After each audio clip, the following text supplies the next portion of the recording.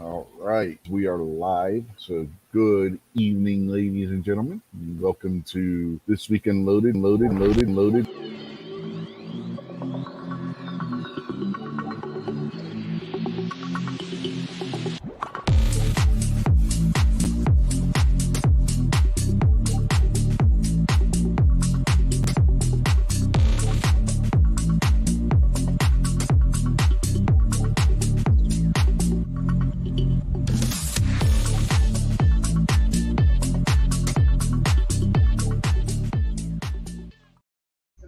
Yeah, sorry about getting that intro playing. For some reason, StreamYard didn't want to start the intro right away.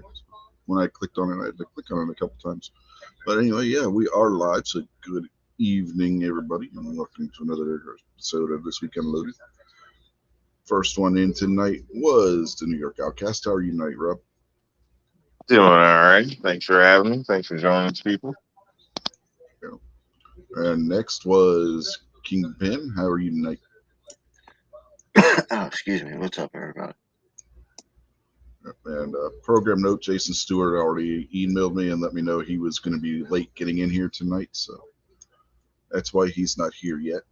He told me he's not going to be home until around 9 o'clock. Yeah, there he is now saying he's driving. So I got to get more reliable co hosts, I tell you. Just kidding, Jason. I know you're probably working all day. Hey, man, some of us show up. Uh-huh. Yeah, you were on time tonight. I mean, sometimes you show up right as we're getting ready to hit the live button, but you were actually early tonight, Rob. Yeah. Making it's making it. Mm-hmm. If you're not early, you're late, right? Pretty much. Yep. Kingpin's out there throwing out the link to the new channel. So yes, for those of you who, I think that's what that is, or he's throwing out a link to a wrestling chat. But for those of you who don't know, it was announced this morning on Gizzard Gary's show that the wrestling chat will be moving from this channel to a channel of its own called Wrestling Unloaded is the name of that chat. You may have seen where I said something on that account earlier. That was so that I could put a moderator on that channel in case I forget to change channels on YouTube or something. Because believe it or not, that actually happens when you have multiple channels. I've done that multiple times already in the past. If you go back over the history of the show, I'll be logged on to the wrong account. But anyway, that happens. And, so, how was your day, Rob? Anything interesting? Pretty good. Nothing real interesting. So, yeah. Sorry, just had a mouthful of deviled eggs. So, yeah, just hanging out today, watching some shows, trying to touch base with people with work and the normal. Well, the normal non-working day. What about you, Kingpin? How was your day today? Oh, no, not too bad. Got to pretty much relax all day. Yeah, that's irrelevant. Oh, are you gonna actually start making videos Who, and me? not wrestling videos, or is it only gonna be the live shows? I don't know at this point. I don't know if I want to do like a daily thing on there because that's a hell of a lot of work. And you know me, I'm lazy as hell. Yeah, I don't know. I'm not sure if that might just be like just do the live stream over there and like the watch alongs and occasionally like a sports thing like next weekend when we do the Notre Dame Ohio State thing that Jason Stewart was still working to do that over on that channel. Yeah, basically I want to, like we were talking last night in the post show, the post show, the after show last night. I want to separate the two channels, keep this one more the politics, firearms, that kind of thing, and then on the other channel that'll be where like we do like the wrestling, maybe some sports stuff, entertainment kind of thing. That kind of chat will go over there on that channel. So just want to diversify, I guess you could say. Yeah, barbecue. I was too far away from the mic to tell him to spit it out real quick, but Uh-huh.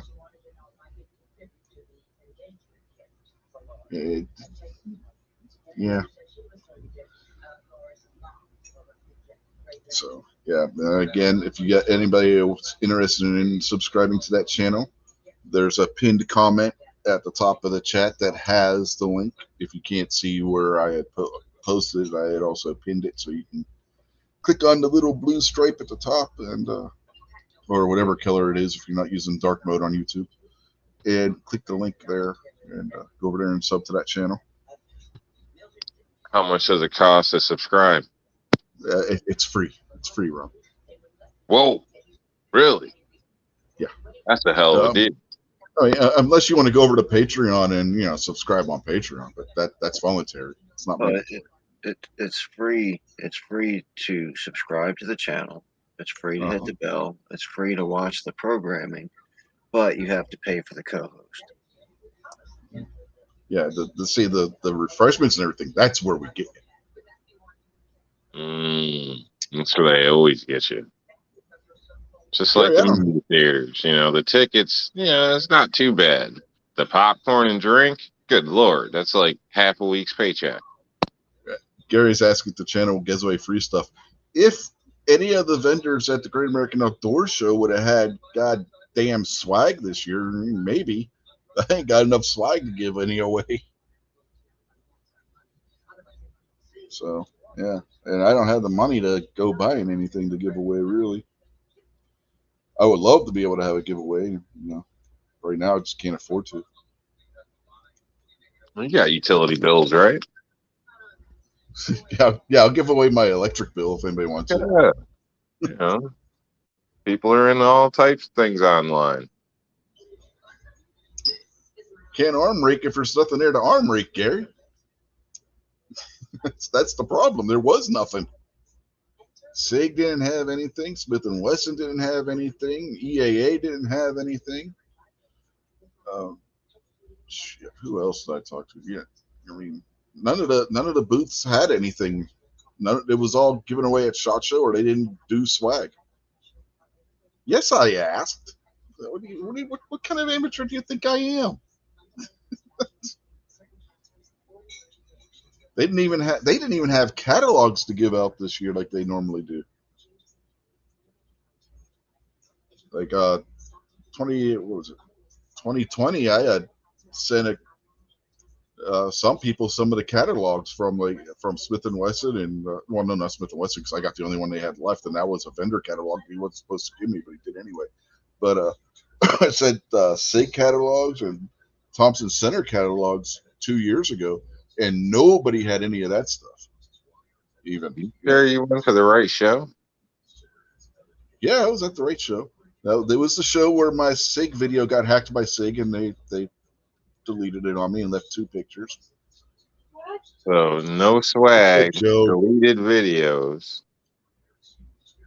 I was saying about it. I was making the joke about how here. You guys know how my SIG video corrupted, and then I was able to salvage 2 pictures from it. I was just telling my wife. I mean, I was just making that joke just now on here about how SIG hacked my phone. And my wife's like, "They did what?" I don't know if you heard her or not. I had to tell her it was just a joke. Hey man, it sounds like she might buy that one. You could use that as an excuse. Say they hacked your phone and bought 3 guns. I don't know how it happened, babe. Shit, man, we don't have enough money in our account to buy 1 gun, let alone 3. I mean, right now I can't even afford a high point. So, yeah. Jason says something about somebody kidnapped the moon or something. He said the moon is gone. It's missing. Quick, somebody call Batman. Somebody kidnapped the moon. I ain't got my credit cards are maxed out right now, Gary. That ain't gonna work either. I don't know if you guys remember. This was probably mid to late 90s. The Howard Stern show. He had a guy who would call in, and he could do a really good Arnold Arnold Schwarzenegger and Dave Letterman impression and stuff like that. And he called in as Arnold Schwarzenegger one day and was talking about how he wants to put a bill out to blow up the moon because it messes with women's menstrual cycles. Oh God. The guy was really good. Like he had his cadence down and everything. It was a really good impressionist.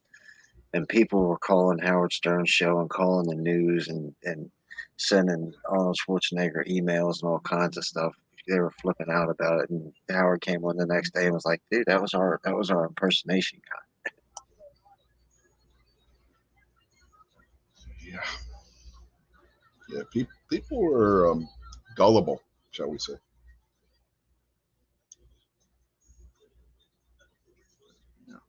The guy did a really good job because he kept it straight the whole time. Like you would think a conversation about blowing up the moon and women's menstrual cycles would be you'd be yucking it up the whole way through, but he just stayed calm and just kind of like talked about it. Howard was like, "I can't believe you're saying," because he was in on it.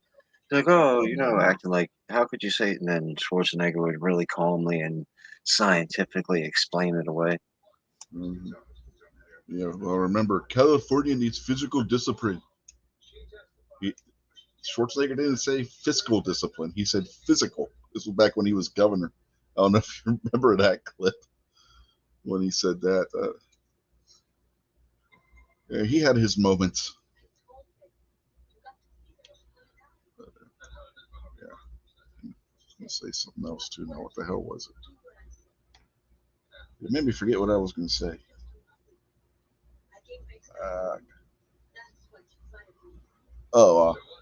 Yeah, but what about the people actually thinking it was Arnold Schwarzenegger? Remember back in the 1930s, and not everybody, but you had a good portion of the population who thought Orson Welles was doing a real news broadcast of when he did raid the War of the Worlds live on radio. So I mean, people could be gullible and not, especially if they're not paying attention. They don't hear when you make the announcement that it wasn't real and stuff, or that they're talking to a comedian or something like on Howard Stern, like what you were just saying.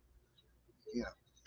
Last week, that guy HB that I watched, I always tell you about, was reading an Mhm. article from Babylon Bee, and it was kind of a long article.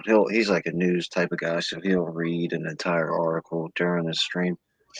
And as he's sitting there reading it, you kind of forget that it's parody. So you Yeah, it's start satire.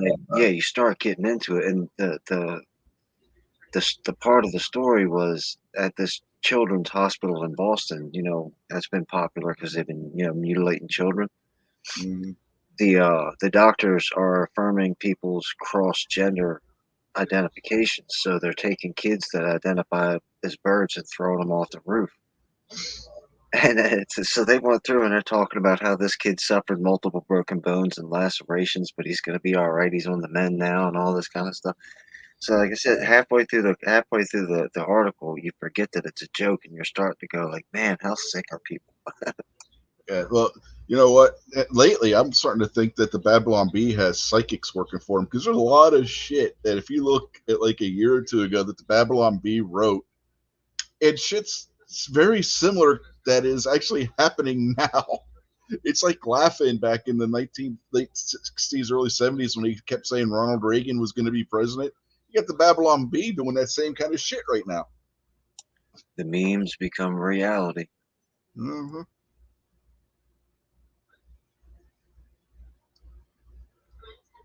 It's crazy. Yeah, like Gary says out there about the War of the Worlds, and the kicker is they made announcements before the show. They made announcements during the show. If you go back, you can go back and listen to it because it's still available. There's places online that have it where you can listen to it and whatnot. They made announcements during the show that it was just a dramatic presentation, and people were. You still had some people in certain areas that were freaking out about it. Still calling radio stations, calling the local police departments. It's crazy. What's happening now? Let's see who's out there in the chat real quick. We got Gary, who's already been mentioned. Two Live Move, Krabby's out there. Kingpin, you're out there. Stacy's out there. Jason Stewart has already been mentioned earlier before we went live. Guns and Barbecues out there. Patron of Dark was out there earlier. I don't know if he's still out there or not. So, good evening, everybody. Yeah, the new channel's out there too. Was out there. Wrestling Unloaded. So,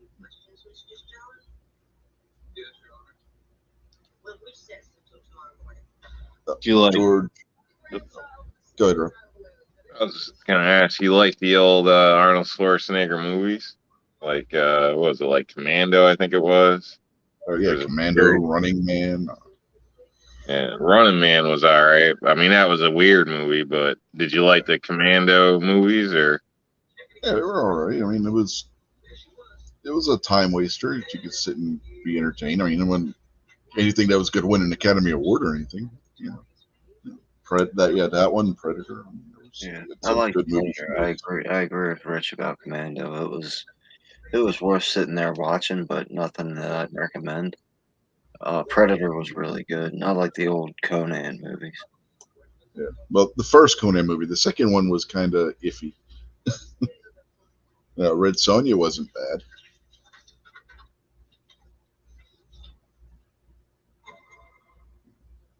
So yeah, I mean, what was some of the other ones that he did that time period? Twins was pretty funny. I thought Twins was. I mean, Yeah, it Twins was pretty wasn't knock down, drag out comedy, but it was pretty funny. Total Recall. Yeah, I like that one. I didn't like Jingle All the Way or whatever. It's not a tumor. That was dumb. Oh, you didn't like Kindergarten Cop? Oh, come on, man. That's stupid. Got 17 kids. It's got a lot of really good, like, what do they call it? Fanfare or whatever, like memeable things, like the whole "it's not a tumor." Yeah, I mean, there's a lot of quotable scenes in that movie. Yeah, but oh no, it really wasn't. I mean, yeah, the thing that made that movie funny, you had this tough guy movie actor, who's playing a cop in the movie, tough, rough and tumble kind of go out there and kick guys' asses cop, whose partner who was supposed to go undercover as a teacher so that they could catch the murderer that he's been chasing for years. She gets sick and can't do the job, so he gets stuck having to go in undercover as a teacher, which he has no experience for. It's a fish out of water story. That's what makes it funny. The way he has to adapt around these kids. He can go out there and handle criminals and whatnot on the street all day long, but throw him in a classroom with kids and he's completely out of his element and doesn't know what the hell to do with it. It's kind of strange that we've talked about a bunch of Arnold Schwarzenegger movies and nobody said Terminator yet. Oh, yeah, definitely Terminator. Terminator 1, really good movie. Terminator 2, pretty decent movie. And I didn't get 5 minutes into any of Yeah, the after Terminator 1, Terminator 2, and then there are no more Terminators after that. It's like Star Wars. You got the original trilogy, and then the rest of it's like That's one. What do you say? I don't know. I didn't catch it. T-14 was the best one.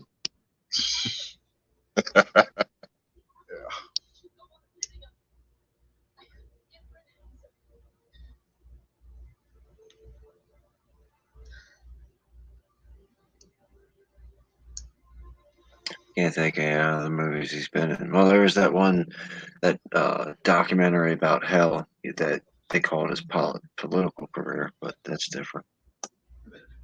Oh, he did have that one where he was fighting the devil. What the hell was that movie?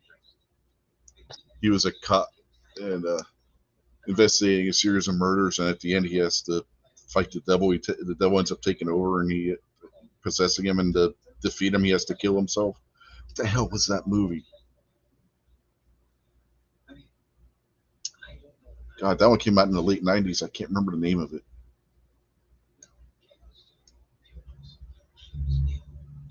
It wasn't that bad either. I just can't remember the name of the damn movie.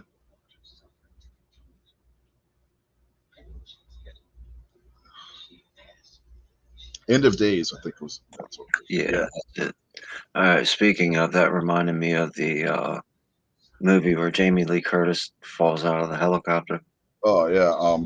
Shit. I forget the name of True that. Lies. Yeah, Is that- True Lies. Yeah.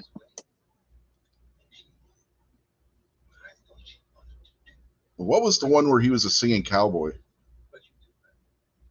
Yeah, that was a thing. It was a comedy. That was like right at the same time that he did Conan. He played a singing cowboy in a movie.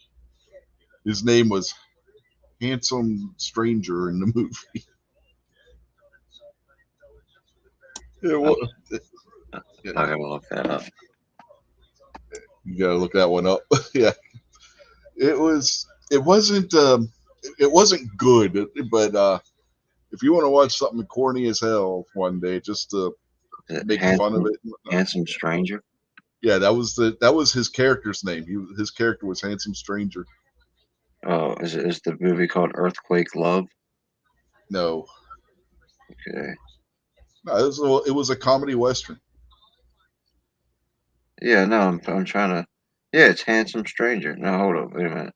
That was his character. All right, I'm trying to pull one up that's not going to play a video because I don't feel like muting and I want something to play. Arnold Schwarzenegger was Western, Kirk Douglas, and Anne Margaret. Yeah, Kirk Douglas was the villain. Hell, what kind of stupid writing is this? They haven't named the movie in the first paragraph. Krabby says, "Yeah, Earthquake Love." I don't remember it being called that. I remember it being called something else. But they changed movie names too. So All right, well, here's a list of his movies while I'm trying to find the one with the cowboy. It says Terminator, Running Man, The Sixth Day. I didn't know that was a movie. Krabby says the movie was called The Villain. Okay, so I was right like 3 times already. Anybody know what The Sixth Day is? The Sixth Day, is that the one where he's like a clone, or they're doing clones or something? I have no idea. It's him and that Twins, one really leftist guy. The hell's his name? I can't remember his damn name right now. Twins, Commando, The Expendables. We didn't name that one. Oh yeah, Freddy, he was in that one. Conan the Barbarian, Total Recall, True Lies, Kindergarten Cop, Last Action Hero is one we missed. Yeah, everybody, but the Last Action Heroes were in those movies where people either hated it or loved it. I thought it was good. I thought, it's like it was something different, Eraser, we didn't name that one. Then I don't think I've ever actually watched Eraser, to be honest with you. I already named Jingle All the Way. And then it talks about, okay, that's it. Yeah, the movie's called The Villain. All right. Yeah, that's good enough. That's it. Yeah, but he plays a singing cowboy hero in that. His singing voice was obviously dubbed. And Moo's comment out there. I'll just,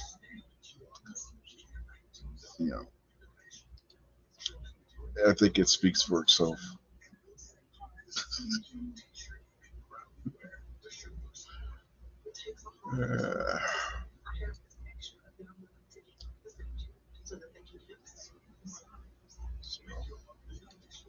There's that. How the hell did we get on Arnold Schwarzenegger movies? Oh, you mentioned something about somebody imitating Arnold Schwarzenegger. Yeah. Because we were talking about Jason lost the moon. And one thing he had to watch out for tonight was the moon, and he couldn't even keep track. I know, right? You had one job, Jason. One job. Jeez, man.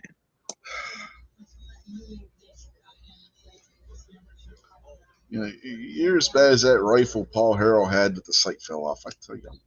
Oh, yeah, Jason. I had to hang some trim because we were finishing out this lady's basement. So my boss didn't show up, so I had to finish hanging some trim and some shoe molding. And I got the little pass load gun to go start putting the shoe molding down. And it's a little bit weird, so I had to kind of push on it to make sure it was up against the trim properly and it would stick. And I popped a shot and it didn't stick. So I was like, all right, maybe I'm aiming a little too low. So I pushed in again, popped another shot a little higher, and it didn't stick. So I did that about 3 or 4 more times, and then I realized that it didn't have any nails in it. So I was thinking back to when Jason said that that's what he likes to do to people when they piss him off is go through with no nails and just bunch of air holes.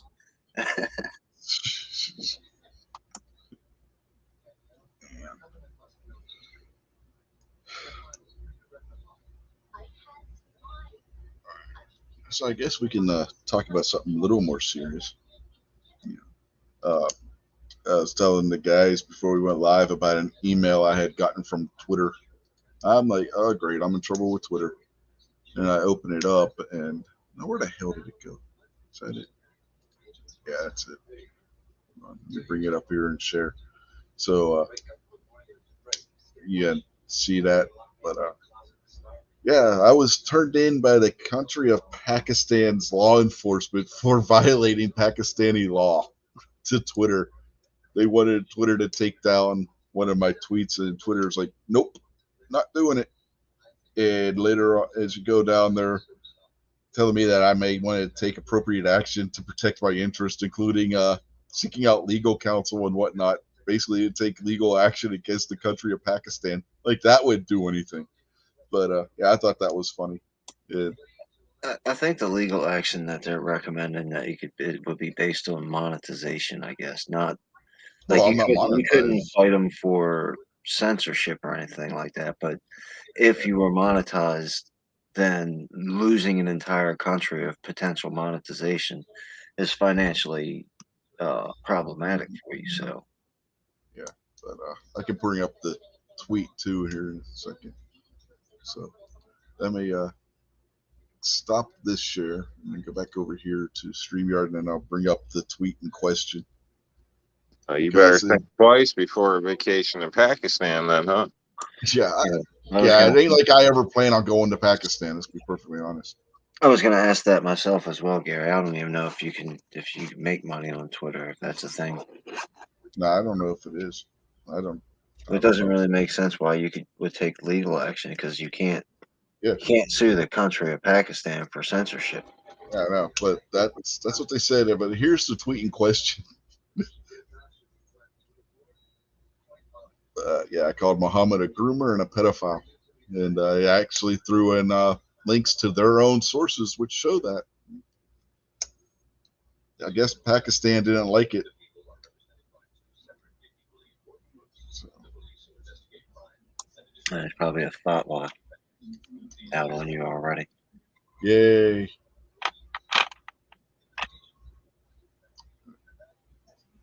But yeah. Gary's like, oh, damn, you'll be next after Salman Rushdie.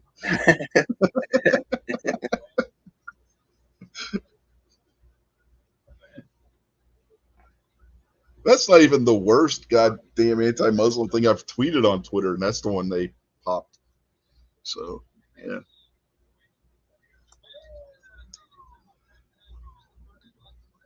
I've called Muhammad a hell of a lot worse on Twitter. And believe me, it is possible to call Muhammad worse.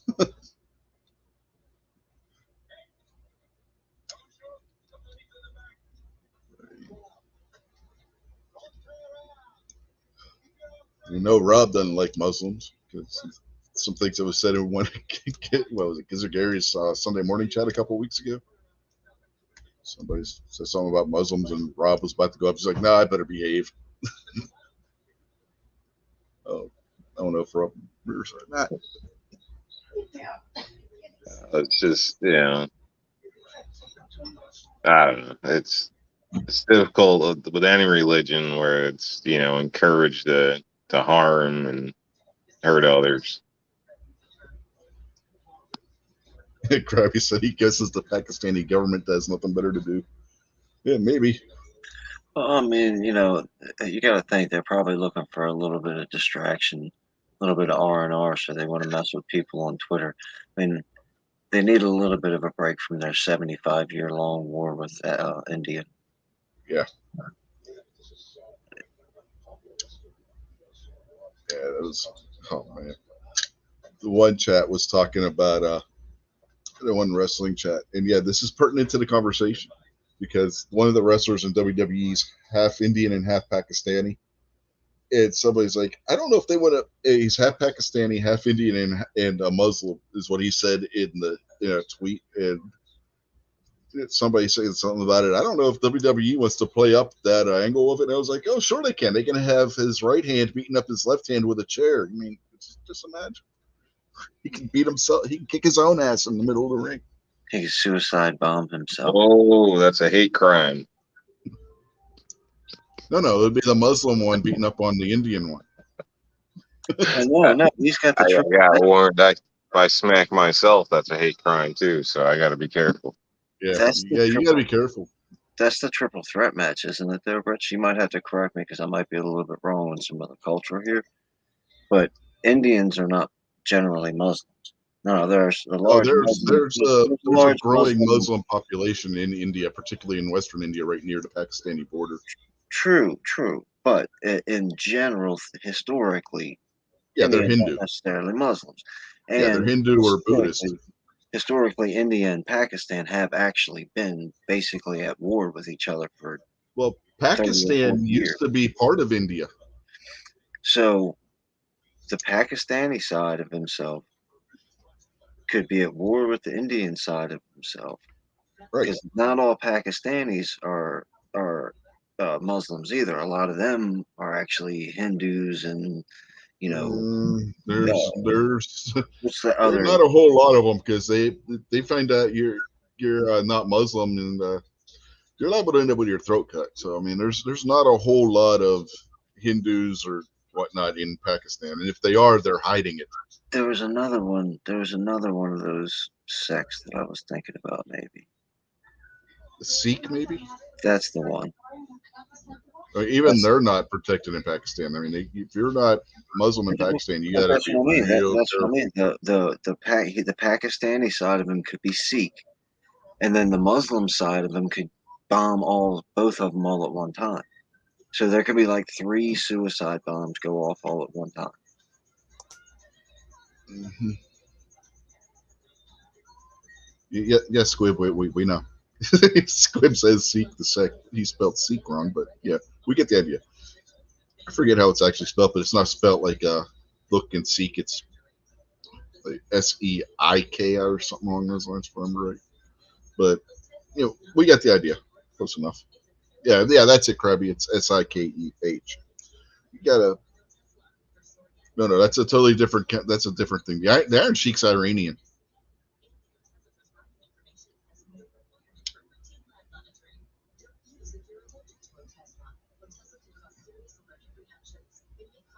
Yeah, but we got Fiend Dog out there. Yeah, exactly, Squib. Those fuckers can't spell either.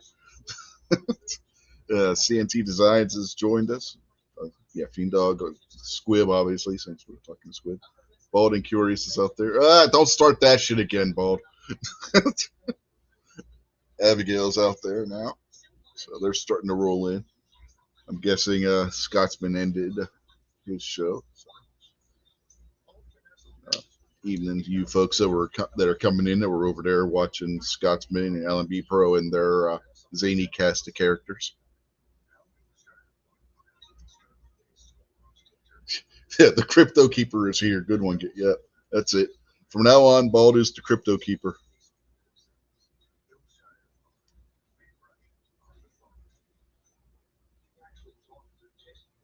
Uh-huh. Well, that's what they seem to think. Oh, by the way, Bald, New York Outcast, I don't know if you guys got the memo, but the governor says you guys have to leave New York because you're not real New Yorkers. They got a relocation package? I don't know. You have to ask her.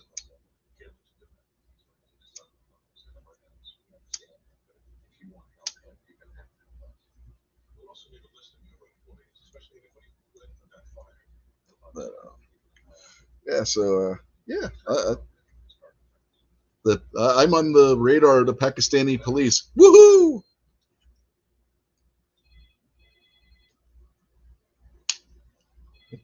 Have you guys gotten anything like that? Nope. See.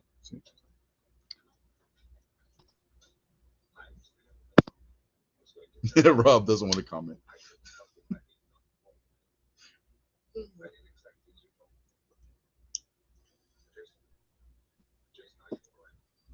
If you're not on a list, you're not doing something right. What do you? How much time do you spend on Twitter? How much time do I spend on Twitter? Not a whole lot. That's Yeah, the best part. I don't remember you mentioning Twitter. Yeah, I mostly use it for like when different YouTube channels or like different things are doing like a giveaway, and you gotta like retweet. You get so many entries if you retweet. Like when Gary and them were doing the giveaway that they did through the Hens chat a couple of years ago. You know, those kind of giveaways where you like with Gleam and stuff, where you get an extra anywhere between 1 and 7 extra entries if you retweet something or something. That's the only reason why I even have Twitter. But lately, I've just been tweeting some anti-Muslim shit too, just for shits and giggles.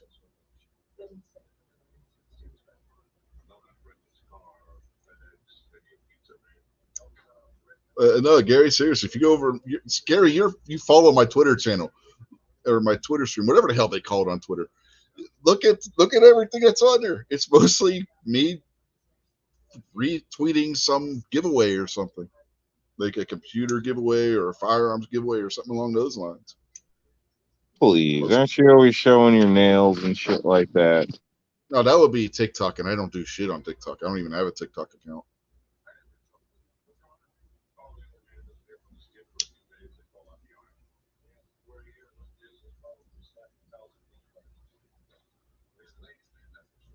Gary says they call that a Twitter feed. Okay. Is that what they call that? Yes. See, it's just so much I pay attention to Twitter. I don't even know what the hell they call the damn thing.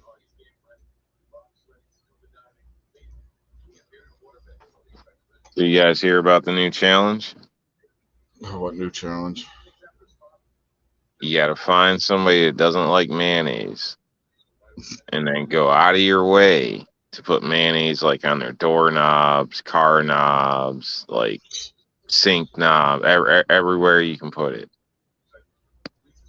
Well, I got one. Leave a baked ham on the doorstep of your closest mosque.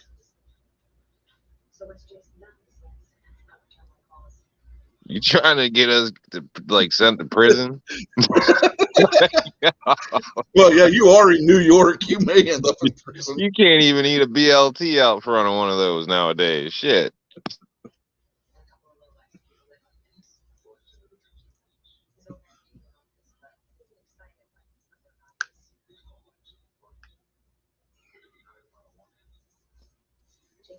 You could burn out like next to it, and a rock accidentally clips the window, and your ass is going to prison.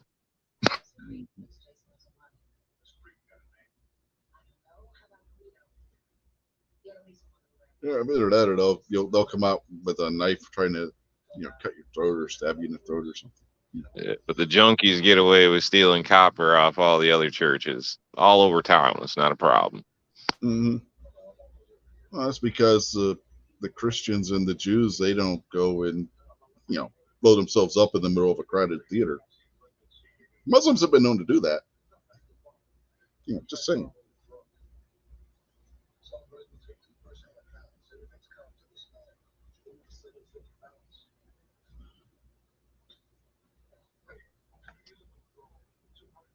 If you're in a bad neighborhood, I recommend painting those copper downspouts. Abby says, buy a goat and walk it across the parking lot of the mosque during prayer. Oh, man, you don't want to get them excited. A bunch of Muslim guys coming running out like, goat!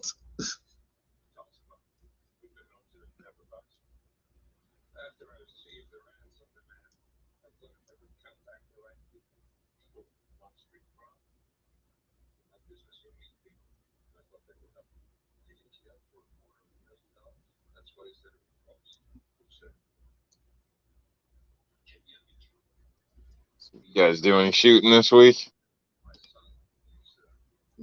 Nope. No, not this weekend. I I'll probably go to the range next weekend if I have time, and then I think I'm gonna switch it because during the winter I've been cutting back and only go to the range maybe like once a month during the winter, and I'm thinking instead of doing a whole lot of shooting this winter, the trips that I would make to the range, it'll be a trip that I make to the store to buy ammo or reloading supplies or something like that. Like Gary said, going back to the Christians don't go around blowing people up thing. There's more to what's going on or what was going on in Northern Ireland than just Catholic and Protestant. It was a little bit more complicated than that. You know, Muslims they just got to be Muslim because it's what their Quran says to do. I mean, speaking of a holy book that's all kinds of convoluted. You guys ever actually sit down and read the Quran? If they wrote that as a comedy book, it may have been a bestseller. That thing is so convoluted, and some of the things that are in there are so goddamn stupid. And throwing the hadiths with it. It's like, Didn't you get a new gun not long ago, Kingpin? Rob just wants to go back to the guns. He's like, nope, I ain't going there. Let me see. I got that one. I don't know when the last. I don't remember when the last gun I got was. Thought you just got one like a week or two ago. Probably Jason. Jason's one's always buying guns. Probably Jason, yeah. He's always buying a new 1911 or a new Beretta. I mean, as much as he works, I don't know why. I mean, he can't possibly have time to go shoot them all.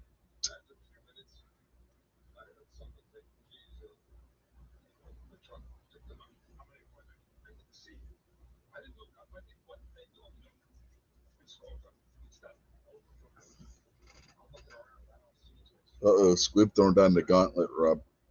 He said you could talk about a new gun if you bought one, but spend some money.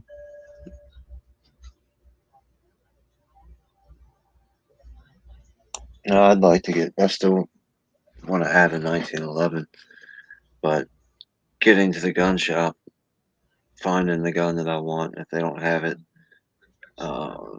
trying to order the gun that I want. I mean, it's kind of a hassle for me to get all that done right now. So I probably won't get another gun till probably next year. That assuming a friend doesn't call me and say, "Hey, I've got this for sale. You want to buy it?" Bald says the Quran, Bible, Old Testament, all shit, he's locked in interpretation. Not with the Quran, brother. If the Quran literally comes right out and tells you what you're supposed to do if you're a Muslim when it comes to non-believers. So that is not open to interpretation. It comes right out and flat out says it. And most people who read the Bible and say it's left up to interpretation didn't read the Bible in the first place. And reading the Bible is almost pointless. But I mean, if we're going to get into a biblical discussion, then that's a whole different story.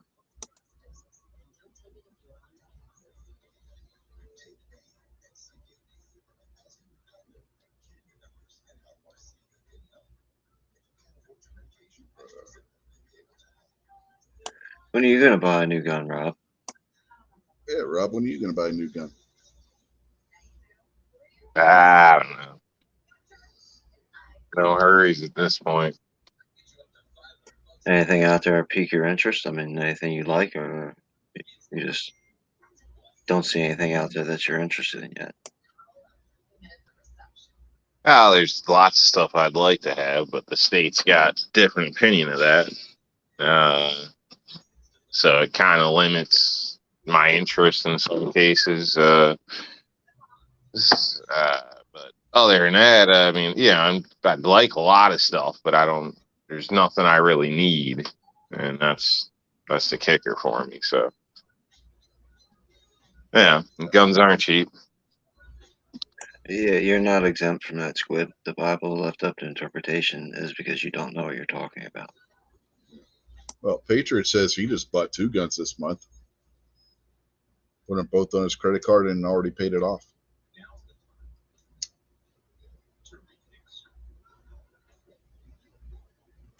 Patriot might buy more guns than Jason Stewart does. Well, it would be close. Yeah. Interesting to see which one has more guns.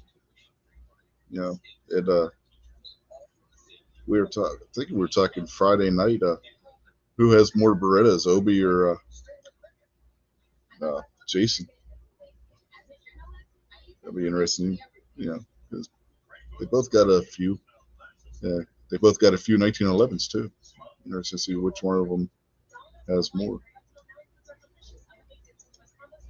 Well, you guys just in the guns, or you guys, got survival gear, things like this as well? I mean, are you like a well-rounded package on that aspect, or you're just gun collectors and people?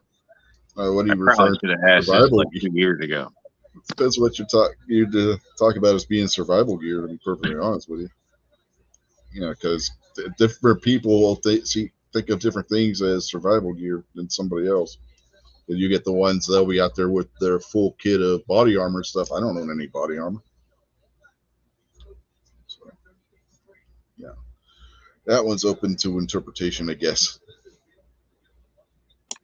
I mean, I've got like some, I guess you could call survival stuff or like prepper stuff at my parents' house, and a little bit of stuff where I live at now. But yeah, I'm not buying paracord and all that other kind of stuff to have stored up in plastic totes for the zombies to come down the street. That's not my thing.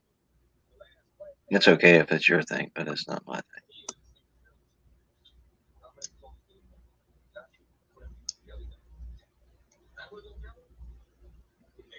Mm-hmm. I mean, it makes sense to have some kind of like if you have some of that survival food kind of stuff and things like that, it makes perfect sense. But I'm not going to be out there and shopping around for body armor and stuff like that. And you know, but we also, the first aid kind of stuff. We got trauma kits and stuff like that. So Like camping gear, stuff like yeah, that. yeah, stuff like that. You mean we got sleeping bags, tent, that kind of stuff.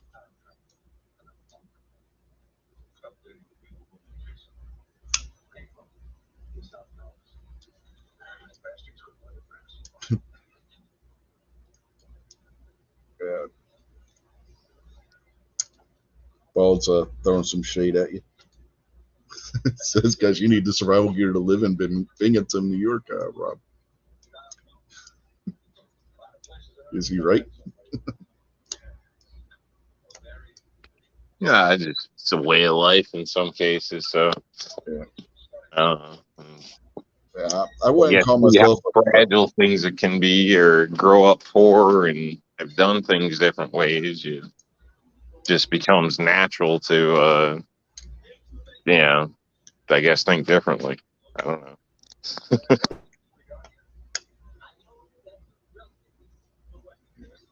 I wouldn't call myself a prepper or anything along those lines. I'm definitely not one. I'm definitely not that.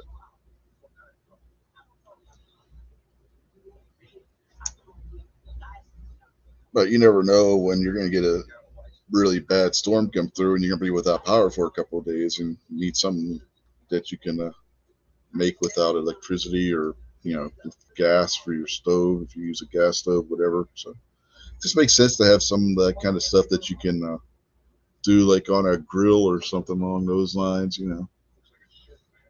Add a little bit of water to it, cook it up, stuff like that. I kind of look at like the prepper as, I don't know, maybe somebody triggered or hyped up on an event or something like that, which I don't discourage because it's good to start somewhere. But, the way I would like to classify myself or something or look at as more of like a survivalist or something. Just I don't know. That's the way I'd see it in a sense. It's not like gears and gadgets necessarily. It's even as much as know-how or skill in a sense. So ability. But like I said, people got to start somewhere. Mm-hmm. I mean, I'm not one of those people that's going to go out there and do like what an NEA does and go full bore on it. I mean, we've all, those of us who have watched Never Enough Ammo's channel, that guy is serious into that shit. You never see me going that deep into it.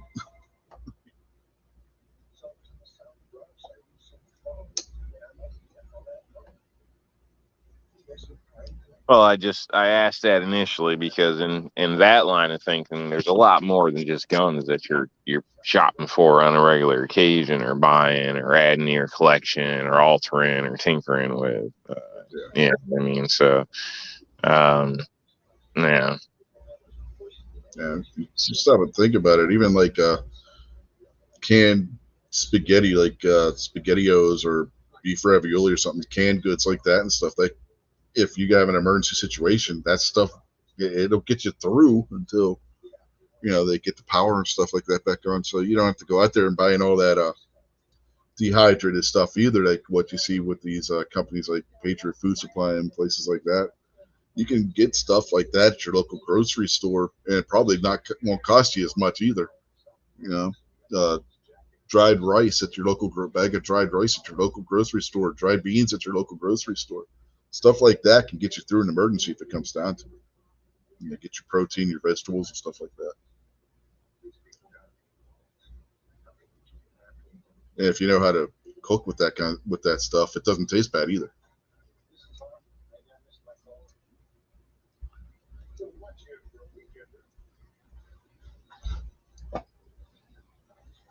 Yeah, I recommend if you are into that you practice making some meals that way, so you get used to it, and pack in stuff you might want with it for flavoring and stuff, because sometimes it can be a little bland or whatever. So obviously, once a week or every other week, try something that you got stashed or something for that if you haven't, just to make sure it's something you're actually going to eat. So it's one of my biggies is if you're going to store stuff you'll actually eat, because rotations, you don't want to be throwing away $100 of food every 6 months or whatever it is, or you know what I mean. So it's that's where it comes down to. It's like it's not prepping, it's just normal living. I don't know, like it used to be common to have a pantry, and that you we got one for get 10 cans on sale, at the price of 6. So why wouldn't you buy the 10 or whatever? Shit like that. It was just kind of common sense. Gary brings up a really good point that I guess maybe a lot of people don't think about, is a lot of the foods that you buy from the grocery store just need to be reheated. There are a lot of them are already cooked to where, like he said, you can just crack them cans open and just eat them. Yeah, I mean, we got fruit cocktail, canned fruit cocktail. I'll crack one of those open to see right out of the can. You can do that with canned pastas. You can do, depending on what canned soups. Like if you get the chunky or the kinds or the store brand of like the chunky soups, you can eat those right out of the can because you don't have to add water to them like you do with the condensed soups. Squib rented the dumpster right outside of the soup kitchen so he can throw all his $100 worth of food away every month. Mm-hmm. Well, Gary brings up spam too. Canned chicken actually doesn't taste that bad depending on what brand you get.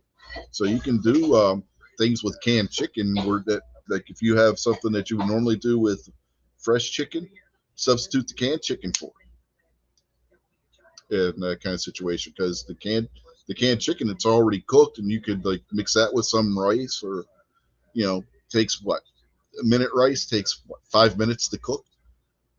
Mix up some minute rice. Throw your canned chicken over the minute rice. Sprinkle on some buffalo sauce, barbecue sauce, whatever kind of sausage you like with your chicken, and boom, you got a meal. Takes no time. It would take no time at all in an emergency situation to do that. You can cook the rice on a pot on a charcoal grill or a campfire. Rice was one of the big things. Minute rice. When we went camping, that was something my stepfather always packed because it was something that was quick and easy to do over a campfire as a side dish or what have you. And you could throw that in ramen, throw ramen or one of those cup of soup in a pot of boiling water that you heated over your campfire. Throw in some rice to give it a little more filler to it, make it more filling, and you got a decent camp lunch right there. You can throw in some of the canned chicken in that too, and make yourself chicken. You got chicken soup. So there's a lot of stuff that you can do in an emergency situation with just normal stuff you would buy in a grocery store. You don't got to buy all those fancy survivalist food packs. Well, have you guys checked out where your local distribution places are, facilities? This is a good reference, something to know. I'm not sure if we got anything like that around here. That's another thing I think people should focus on. I mean, not a lot of attention, but at least know where the stores are being supplied from too. So depending on situation or need or medical access, I know at a time with my dad with dialysis, I had to scout out a few places. So because things went truly bad, what am I supposed to do? Just let them die? Yeah, I mean, I don't know. We'd run out at some point, but if it's behind a locked door at a warehouse, I think I'm going to be able to get my hands on it. Apparently, Gary and Moo weren't paying attention when I said you boil the water in a pot over the fire before you use that hot water to cook the ramen. And yeah, you can put rice in ramen, Gary. There's nothing wrong with it. I mean, ramen's just a noodle soup.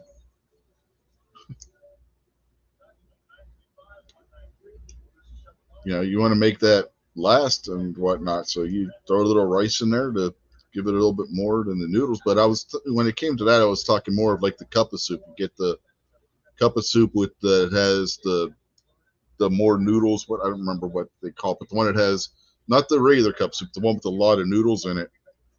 And you throw some rice in there, and that's really filling. Oh God, yeah, that was disgusting. Who brought that up earlier on your show, Gary, about the mayonnaise and the ramen? Ew. Anna Lee Brown. Was that who it brought? Yeah, okay. Yeah, that was ew. That's jail food. You guys see that meme thing up on Gary's show today? The what thing? The meme or whatever the heck they call that. Which one? The picture of Rob with his that one. Sexy. Which one? The one that you sent in or the one that G23 sent in? Oh, I didn't send nothing in, but yeah, that might have been one I'm talking about. But it had your picture in it, and you didn't send it. Yeah, people Photoshop everything. Gary kind of let it out of the bag that you sent it in. You obviously weren't paying attention. According to Patriot, Jimmy had a video showing how you make burritos out of ramen. How the hell would you make a burrito out of ramen? Something that isn't computing on that one. Yeah, you can do it out of like cheese nips too. There's your jailhouse recipes. Like the only person that knows that's been in jail. So yeah, they call them hookups around here. Like they make one of the real famous ones that you can either do with the ramen, but a lot of people like to do it with like a bag of Doritos, is you can make like chili Doritos. You You pop open a Dorito bag and fill it with water and crush all the Doritos up and add all your ingredients in there and mix it together. Some of that stuff tastes pretty good, man. It's weird that you think 15 different things from the commissary mixed in a Doritos bag with some hot water would taste good, but it does. I'm beginning to think that Gary doesn't like rice. he's out there complaining now about Mexican restaurants putting rice in the burritos. I just think Gary doesn't like rice. Well, no, I think what happens, because he's right, when you go to a Mexican place like that, or a faux Mexican like Cordoba or whatever, and you order one of the burritos, when you order rice in there, they always put 2, 3 big scoops of rice. So 90% of the burrito is that dumb rice. And I get it. If we were, dirt road poor living in Mexico or, El Salvador or wherever the burrito was invented at, you need all that rice for, a big heavy meal to get you through the day. We're Americans. Cut back on their rice a little bit and put more of the other stuff in there.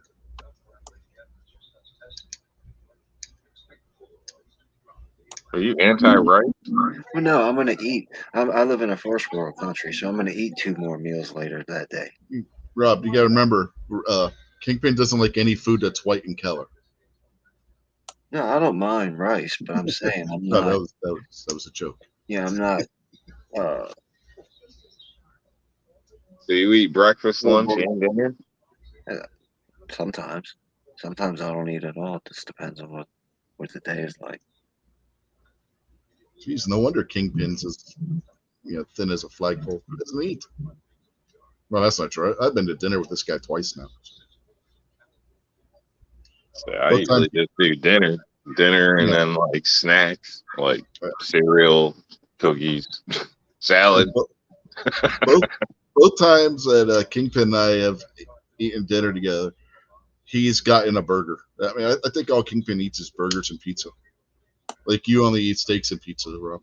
Safe is always the easiest way to go when you're eating public, man. I can switch it up and get a chicken sandwich or something. You gotta be very careful ordering food. And my number one tip to everybody, even you filthy ones out there that'll stick anything in your mouth that somebody calls food, look at your food before you take the first bite of it, please. Trust me.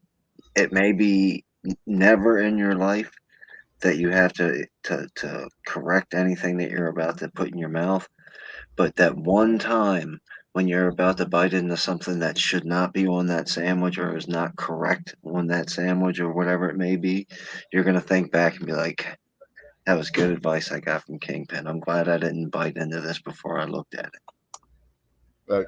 It's a great way to eat a rat. I was the one that brought up the canned chicken, Patriot, not Gary. That is very true, Squid. That is very true. Don't take advice from me on food, but this isn't about food. This is about life.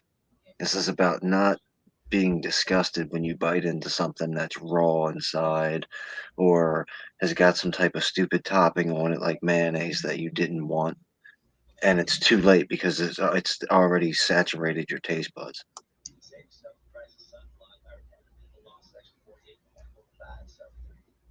But if you need protein stuff, Gary was right about the Spam. I can't stand Spam, so that you won't find that in our pantry or anything like that. But if you like that stuff, good, yeah, man. good source of protein in a emergency situation. I mean, that's what it was made for.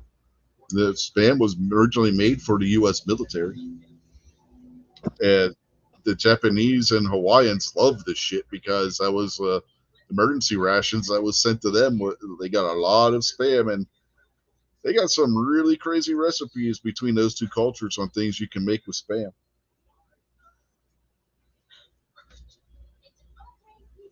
Spam's damn near currency in Hawaii. Scoop says in the apocalypse, the picky eaters will be the first one to die. Now, I'm not completely disputing that. I think we will be among the first ones to die, but I think the big fat ones are gonna die first because like people are gonna get hungry and then be like, all right, we're gonna have to start eating people, and then they're gonna have to they're gonna look at me and be like, okay, it's gonna take us forever to try to cook this guy, and there's no meat on him. When Rick over here is a whole lot, more plump and juicy, so it's gonna take more effort to chase Kingpin down. Rick is sitting right there. He's an easy target. So I But think Rick is old. Rick is old, and the meat's gonna be all nasty and stringy and tough. I know, but you really want to chase me down and get into a fight with me for an Man, hour come on, a week long? Rick's got that motor scooter. You're never gonna catch him. That's well, it's Yeah, gonna run. batteries won't be charged at that point. Yeah, the battery's gonna die, and he forgot to charge the You battery. know he keeps 5 batteries You charged. got to stop Battery. eat 3 meals a day. You're going to be way behind. Way behind. I don't need to eat any at all. I could skip. I could not eat a meal for 3 days.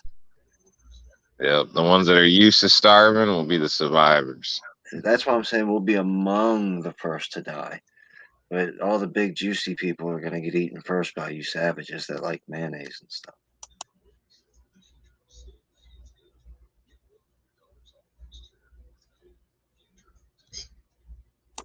That's my point, Mill. Are you really going to waste a round of ammunition on what do they call it? A hummingbird? When you got a big juicy turkey that you could shoot instead? You know who would really be in trouble? Snob. Just wait and see how good everything's going to be a few days after refrigeration. And everybody's like, oh, it's still good. Mm-hmm.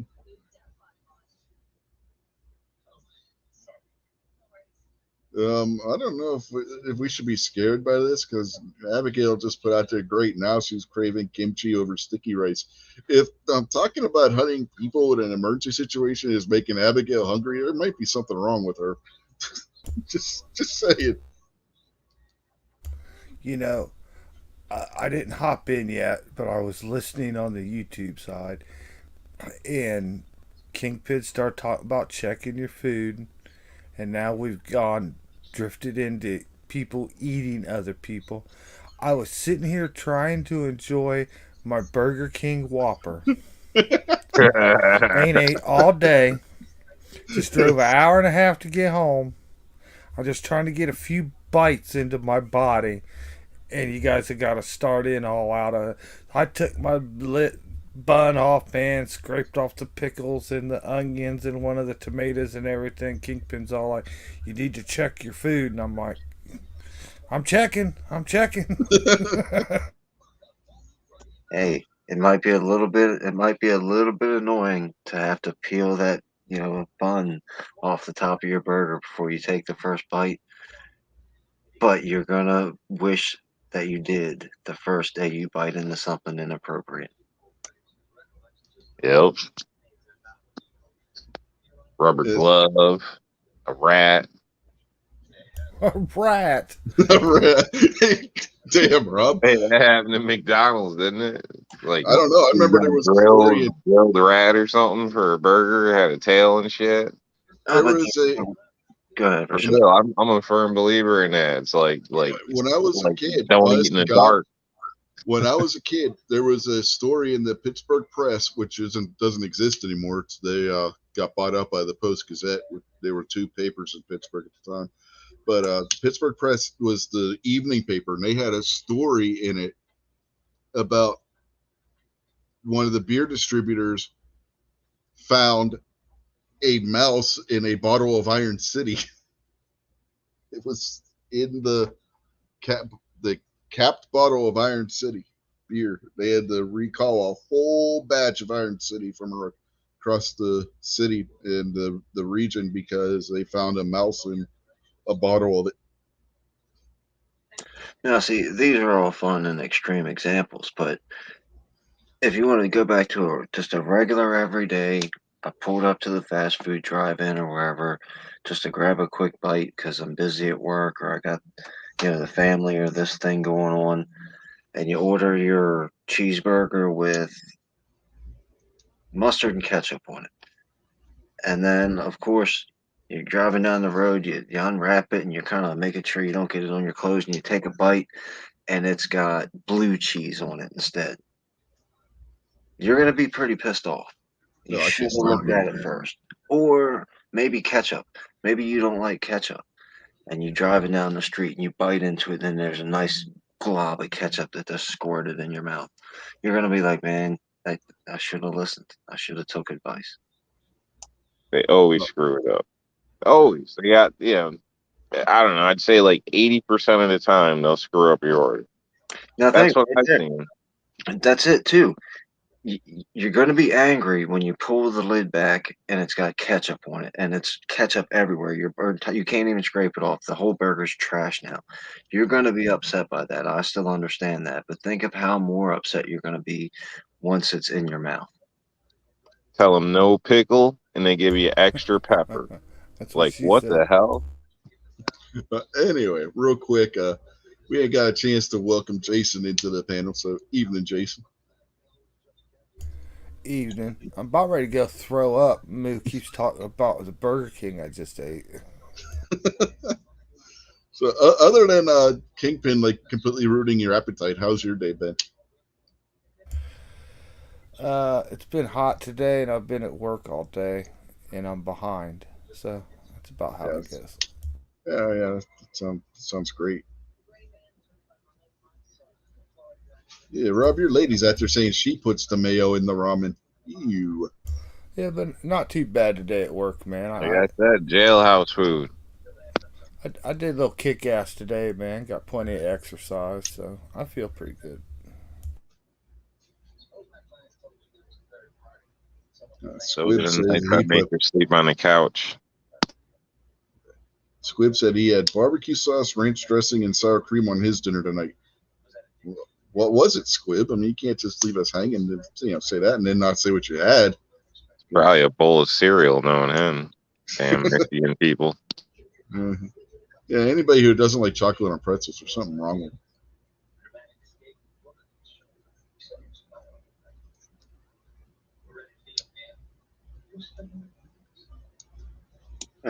We're talking about hard pretzels, right?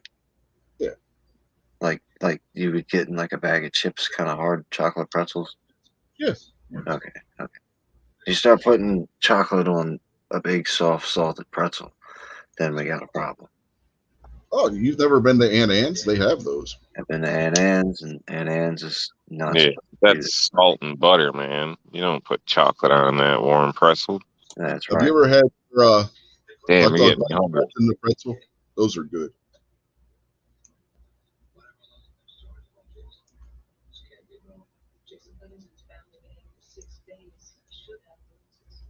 Ever had what kind of pretzel?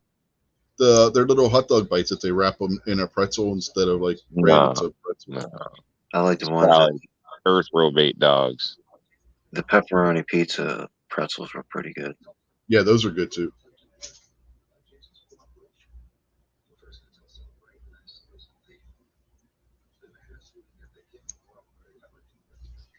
Those like those hot pocket things.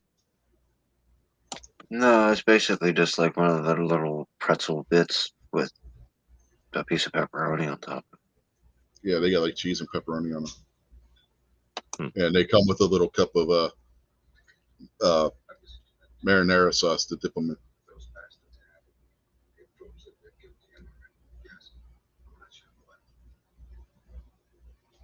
You know who else has got some good soft pretzels? Dairy Queen. If you haven't had the Dairy Queen soft pretzels, those are pretty good.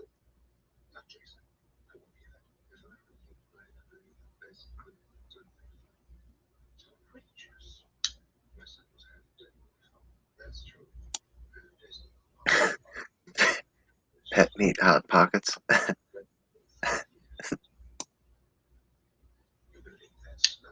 Man, I won't touch those things. Jason says that because he did have a pet pig. Yeah, man. Never forget that pet pig. Her name was Lady, baby. And you heartless bastards fill your bellies full. Hey, we had pork for dinner tonight. I had a friend named Wilbur. Burn in hell, Rich. Tastes good. Man, Moo had a rough day. He had to eat cream spinach. Good God. Damn. Ugh, Was that fuck. like a dip or something, or a bet? I mean, Damn, I'd eat my own pet before I'd eat Well, canned the worst part spinach. is he ate cream spinach after an old lady had crapped on his forearm. Oh Ew. yeah, that's fine. That part's fine. I don't have a problem with that. What's well, wrong with that, dude? that spinach dip with like pumpernickel Into that bread shit. or something like that, that's not actually that bad. But yeah, I don't know if that's comparable to cream. Is he? Do they do cream spinach like cream corn? Is that what he's talking about? Cream Something like spinach that? is like creamed beef, but with spinach instead of the beef. Ew.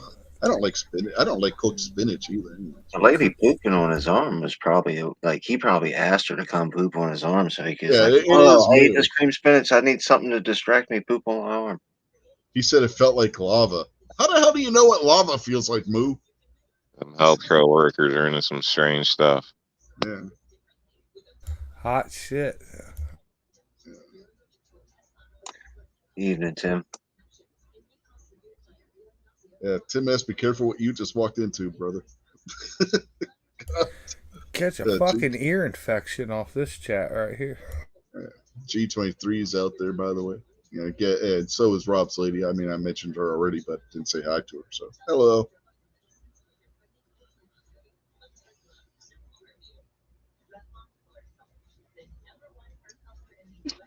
So, have any of you guys ever tried Smith and Wesson footwear? I didn't even know that was a thing. Honestly, neither did I. I buy all my clothes from 7-Eleven. Hmm. How the hell do you sneeze cerebral spinal fluid? Ew.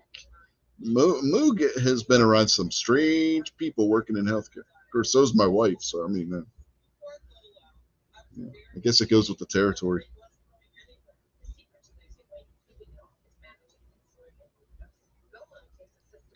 Well, he's in one of them government experiment place. Never mind.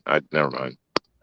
They may have Glock socks, Gary. I mean, go over to the Glock swag store. It might be a thing. They do sell Glock sandals because I looked this up earlier, and I thought it was funny because when I looked up Smith and Wesson footwear, you get some nice like tactical boots, this and that. When I look up Glock footwear, you get these little slide sandals. Plastic shoes. Something.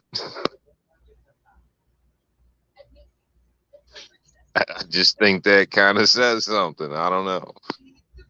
Yeah, but just think about it. The next year when the Gen 2 Glock shoes come out, the shoestrings will be 0.1 centimeters longer. Nice.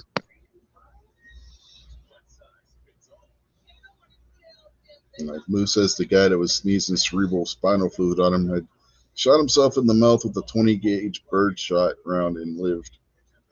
I'm visiting from the future. Glock shoes Generation 5 is out, and now Generation 2 strings will fit in the Generation 5 shoes, but they will not fit in any of the other generation shoes, including Generation 1 shoes. Now, did they get rid of the finger grooves? Do they still got a dingus? That's probably, I haven't went that far into the future yet. Will they make boots like Smith and Wesson? No, but they will talk about it for about 30 years.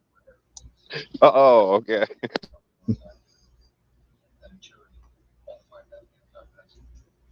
Those will come out, and when the boots finally come out, they're going to come out as a tandem deal with the 10 millimeter carbine.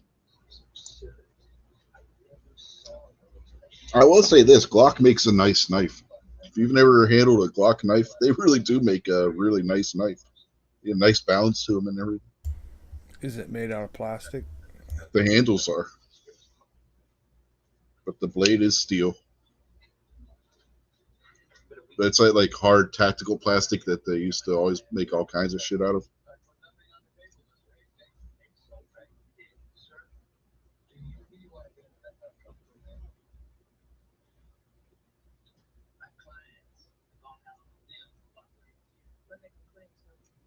Again, Back from the Future. Now I'm a little further ahead. There's a class action lawsuit against Glock shoes because everybody had ruined their posture from the slight weird angle that the soles are melted into. Now, was everybody replacing the sights on them? The straps kept falling off. Mm-hmm. Yeah, you have to replace the buckle on your Glock sandals because they're made out of plastic. So you gotta buy aftermarket metal buckles for them. Okay, here comes a racist joke. All the black people that bought Glock shoes walk pigeon-toed now.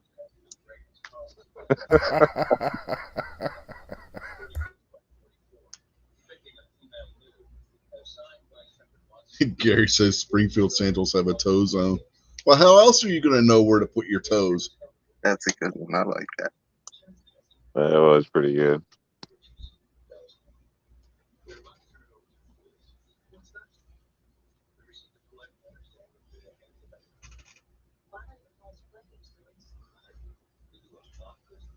Holy shit. You guys notice? You guys take vitamins? Like, they Yes. found a price. No, I generally, if I get vitamins, I pay for them. I don't want to steal anything. Yeah, you gotta pay for them. Yeah, well, what do you guys pay for vitamins? I got 2 that are prescription. Insurance pays for most of it.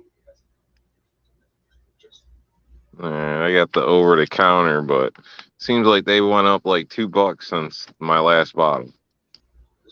Yeah, my doctor has me on prescription vitamin D and prescription magnesium. I'm not sure how much it costs after insurance with the I'm not sure what the copay is on it. Some prescription sunshine might help that vitamin D problem. No, I don't even know if I really need to right take it. about I mean, that. last time I got blood work done, my vitamin D wasn't low, so I don't know why she's got me on the vitamin. Well, maybe that's why my vitamin D isn't low. No. Well, like, dude, everybody should be on vitamins. Just about everybody. You know what I mean? Because you're not really getting the quality out of the average food nowadays. Because, like stated before, most things are pre-cooked. You heat them up, blah blah blah. It's just, doesn't really hold the nutrition that it used to, in a sense. So, Tim, I don't think those are vitamins, brother. You might be taking the wrong thing. I don't take vitamins, man. I'm afraid it might make me healthy. Yeah, I mean, I don't know if you saw Tim's comment after he's taking vitamins that are blue and give him a kickstand for about 4 hours. And hey, Rob, you gotta give a trigger warning now, man. Squib is about to lose it out. He said, "Whoa, a whole $2! Somebody take out a loan." well, shit, that's a big jump per bottle. Well, yeah, the fact that you paid it is what shocked everybody.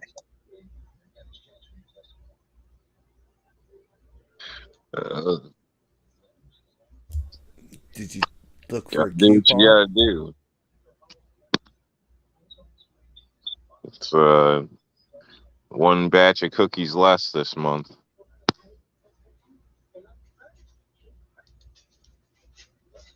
It's 4 hours, Gary. Trust me, the one channel my wife watches, they put those commercials up all the time. It's 4 hours. I mean, some of those, God, I could probably recite the damn commercial from memory. They show them so often.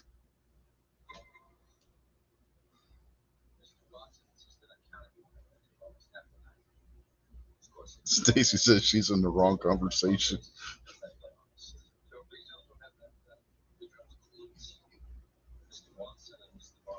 There's a spider in Brazil that if it bites you, it gives you the same effect, but it doesn't go away like it does with those little blue pills, and you can actually die from it.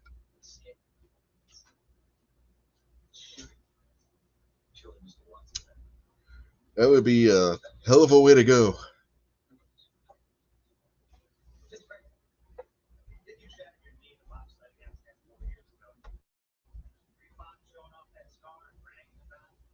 especially if he couldn't get any. Be a waste of, just hell of a waste. Uh-huh.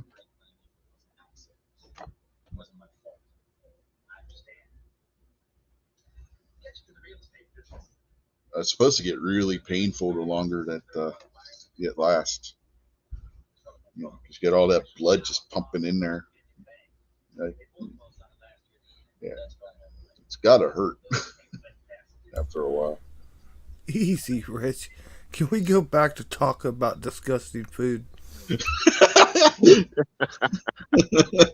Jason getting ready to grab an ice pack and put it on his crotch.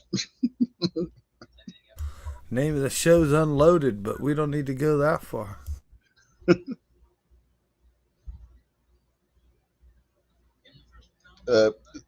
Rob's lady says, I wonder if they used the venom to make the pills. There was actually a pharmaceutical company in Brazil that was trying to develop that kind of medication from the spider's venom. I don't know if they ever succeeded or not. But that was actually something that they were trying to do. Those little blue pills were originally going to be a blood pressure medication.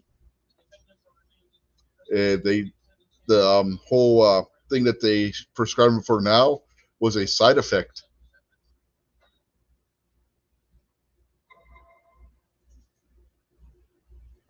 That's funny. The side effect was so common they can just claim it's the purpose.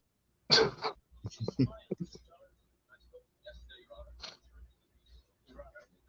hilarious. I wonder what the other side of there's probably crazy side effects like may cause death, cancer, lung disease, all types of shit. And people are like, yeah, okay, I'll give it a try. You know what? If you're going to die, at least you're going to die with a smile on your face, Rob. Crazy though. Like when some of this stuff it's nuts.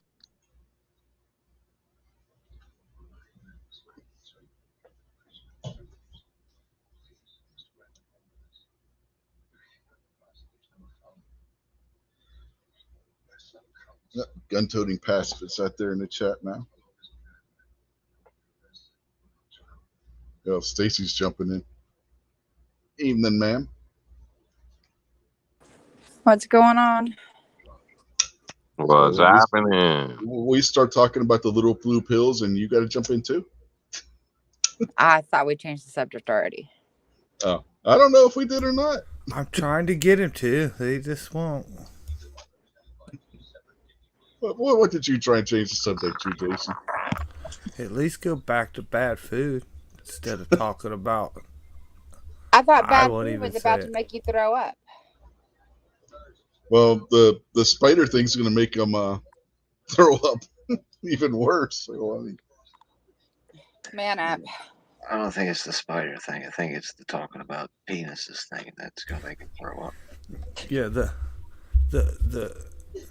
the medically induced swollen penis was not really the subject I thought we would be covering this evening. Can you imagine bot flies on the penis? Wow, we are really going down the rabbit hole. yeah. Par for the course for this show. You never know what the hell we're going to talk about. I mean, when I say you never know what the hell we're going to talk about on this show, it's not hyperbole. Good point.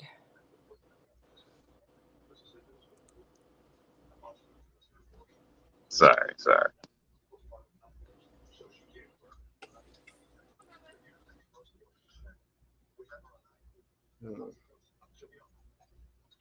Apparently, Moo all of a sudden thinks he's Spider-Man. So I think Moo's got dementia.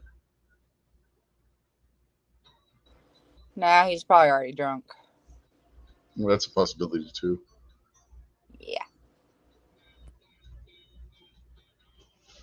Yeah, you got a link, pacifist. I mean, you might as well. Like, there's other people out there in the chat that had links too, and they're not jumping in either. So, I mean, What spider do you fear the most?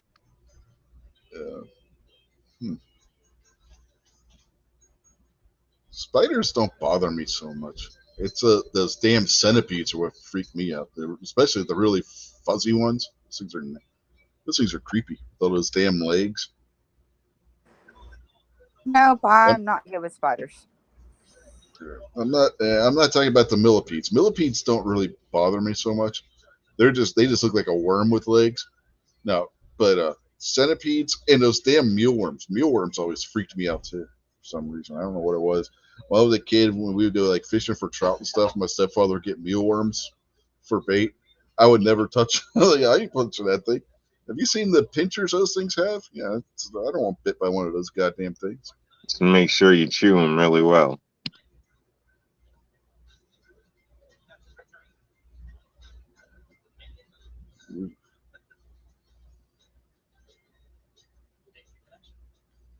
You're in the completely wrong part of the state there, John. He says he's an hour from Wheeling's. Asked me if I can see him yet. If you're in Wheeling, you might as well be in the Pittsburgh area because that's basically where you're at. I'm nowhere near there.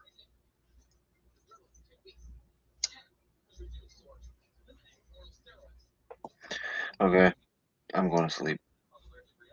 No, you're not. No. You can't leave. Yep, I can. No. Nope. I'm banned. You are banned from leaving this chat, sir. Fine, whatever. Haven't been on the show in weeks, and you leave me. Whatever. I haven't been on a show in weeks, and you're here. It didn't really make any sense. I just spoke as the words were coming to my head, kind of like I'm doing right now. So Now, are you heading back to Jersey still, John, or are you heading back the other direction now? This morning you were heading towards Jersey.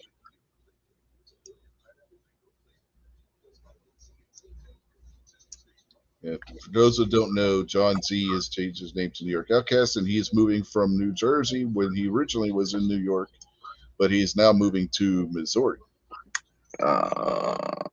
New Jersey Outcast. Yeah. But if you are taking off, have a good evening, Kingpin. All right, boys. Everybody have a good night. Mystic, everybody in the chat, have a good week. And I don't know. All right, Night, see you, David. man. Later, Kingpin. Troll the show pretty good. Yeah, he says he's in Ohio, still on his way back to Jersey.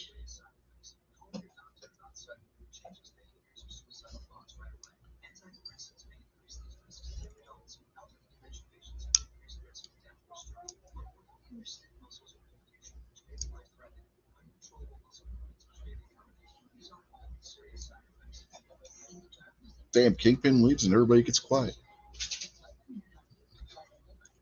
Oh, I'm over here being sad because he left. Oh, is that what it is? Yes, that's what it is. Thought she was coming in here to give us some dirt on Snob.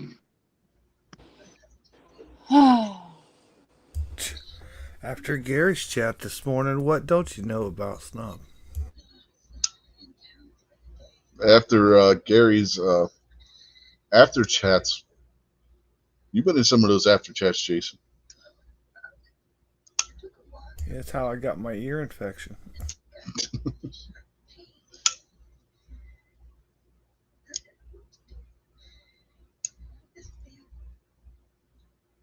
John Z just ate at Denny's. Oh.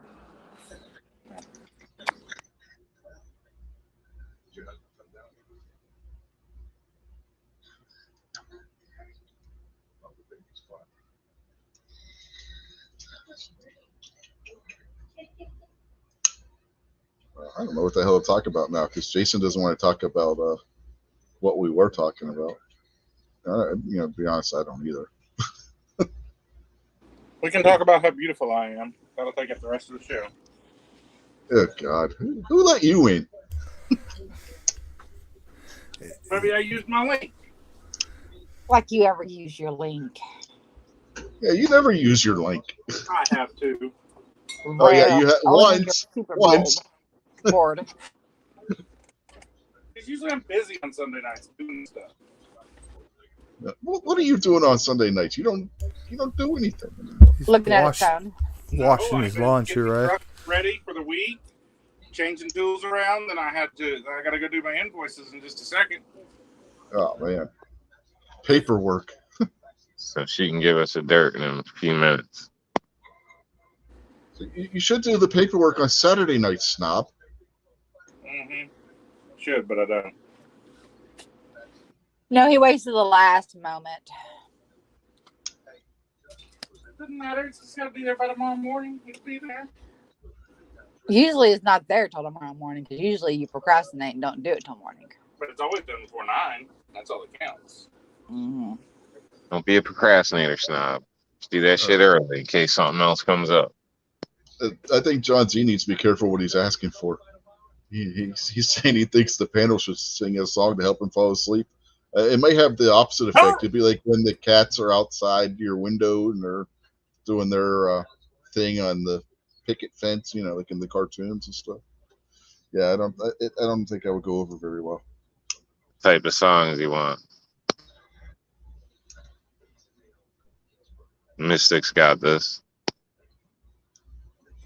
Yeah, no, I'm good. Moo says him and the wife are going to Northern PA on Thursday for 5 days to do a little fishing. Going back to Du Bois, Moo? Moo might be the only person I know of that goes to Du Bois for a vacation.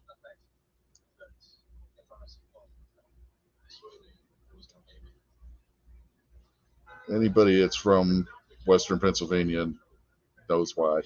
There's like nothing in Du Bois.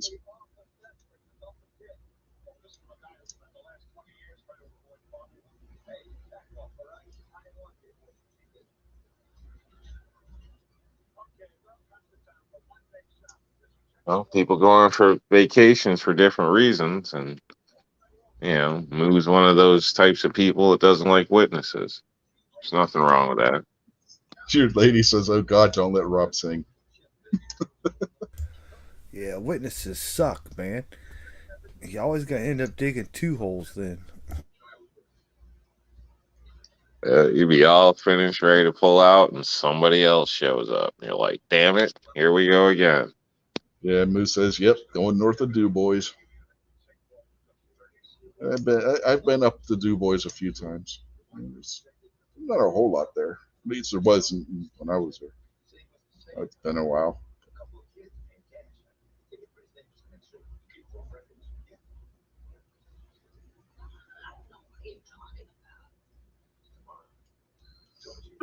The movie's gonna send me the address, right? Show Rob up there, wants, crash you the gonna place. you gonna drive down to Du Bois, Rob? Maybe. Gonna drive down and do some fishing with Moo? Sure. He'll fish, I'll drink.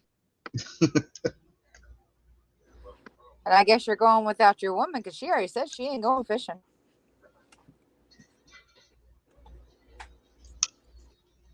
Well, it's starting to sound like a plan. You know, you can. Moo can pick up barbecue on the way. I'll send Snob over there. You can take him.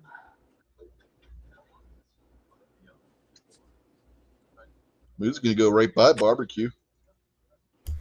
Y'all can meet up at Du Bois. Moo says it's a gated community. They barely let him in. What's he trying to say? I know, right? I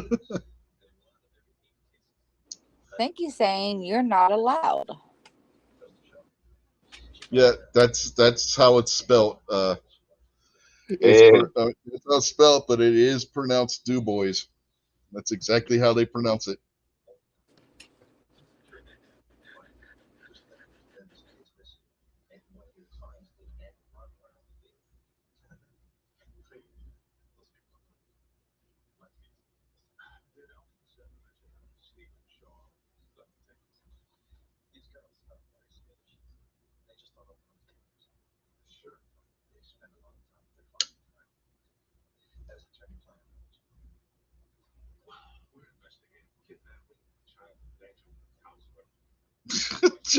Jesus, John.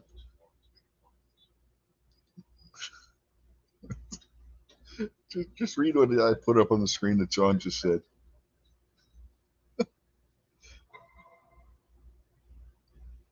That's as bad as Abigail talking about getting hungry when we were talking about people eating other people. in an end of the world situation.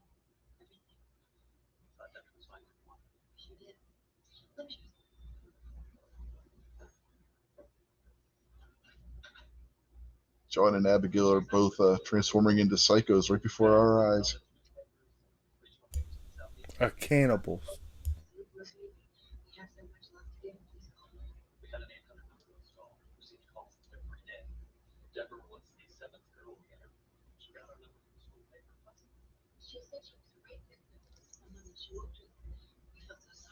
So you guys seen the movie? You Which wouldn't. movie?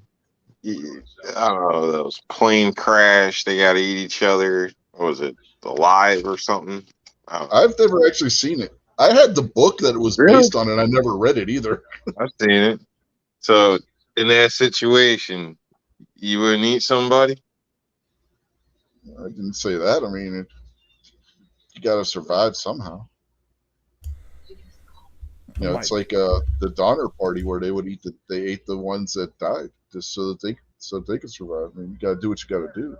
I'm not saying I would intentionally kill somebody but you know.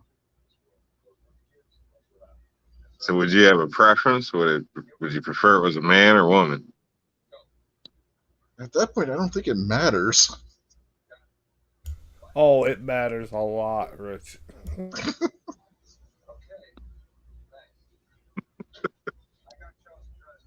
If you were forced to, what part of the body would you go for? Hey, man, you got a little man there on the side of your mouth. Okay, there you go. Rob's asking, does a lot of blood come out of the nose ring if you ripped out a nose ring? I have seen one person in a fight get a nose ring ripped out of their nose, and it bled a bit.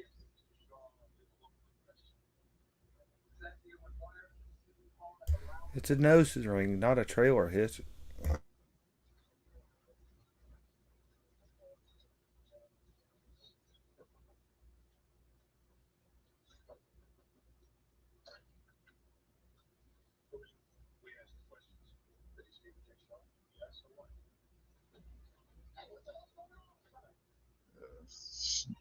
Snob's asking, what seasoning do you use in that situation? And do you grill, fry, or bake? Asking for a fry. I think in that situation you would be cooking over an open campfire, Snob. Cooking with open sunlight. Oh, you can find wood and trees and stuff.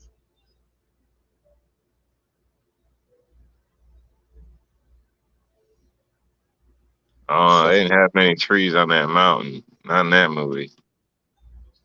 Movies aren't always accurate either. Burn their clothes. I think we freaked Stacy out. She left. She's like, yep, I'm not getting involved with this one. Again, Moo doesn't get the point of the ramen. You put water in a pot, you hang the pot on a hook over the campfire, you cook the ramen in the hot water that's in the pot hanging over the campfire. The original ramen noodles. Yeah, well, if you got ramen, why are you eating people?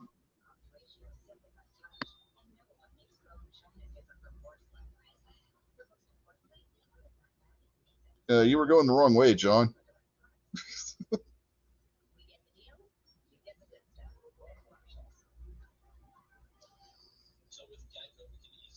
Stacy says she hit the wrong button.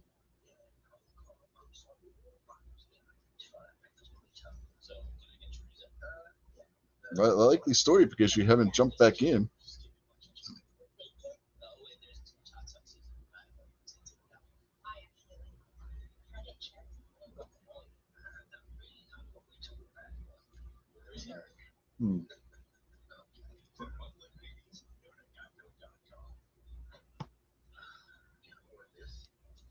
What was your last gun purchase, Jason? I believe he bought a Beretta 92. Yeah, Beretta 92X RDO. Yeah, Jason always tells us. I mean, a week doesn't go by that he doesn't tell us about the gun he bought that week. Got another Colt 1911 in layaway. See?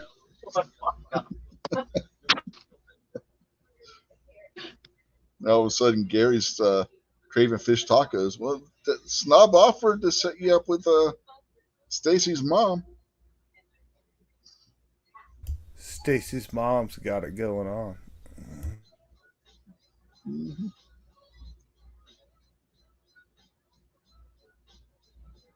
Did you guys see the SIG ammo recall?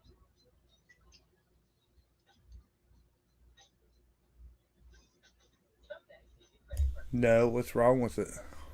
Squib loads. It's underpowered. Oh, that's not good. Yeah. So they got a recall going on.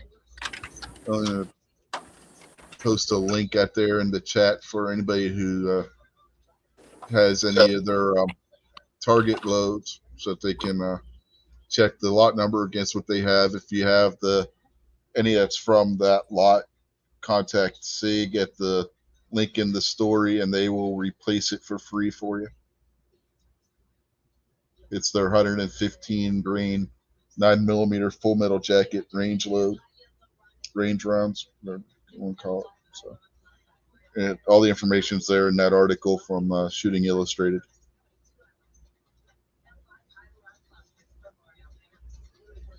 Yeah, but apparently, the batch of that didn't have the proper powder charge in it, and it's caused some squibs and whatnot. So they're doing a recall on that lot. How big was the lot? Any idea? I don't know. I don't think the article said. Not that I remember. Anyway. I can look in the lot and see if the article says.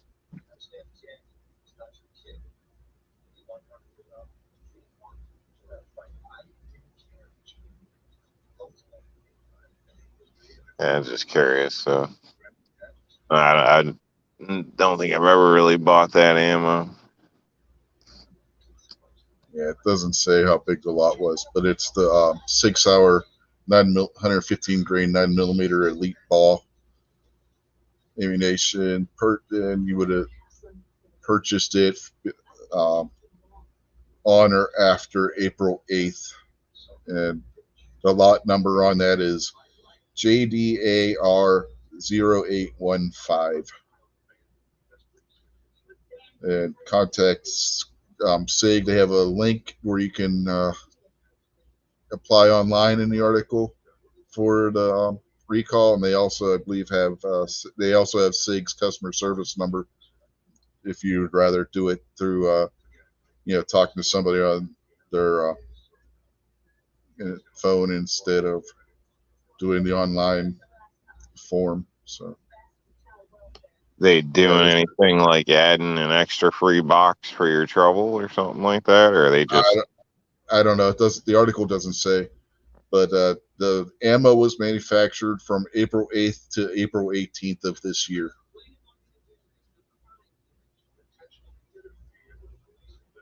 So, yeah.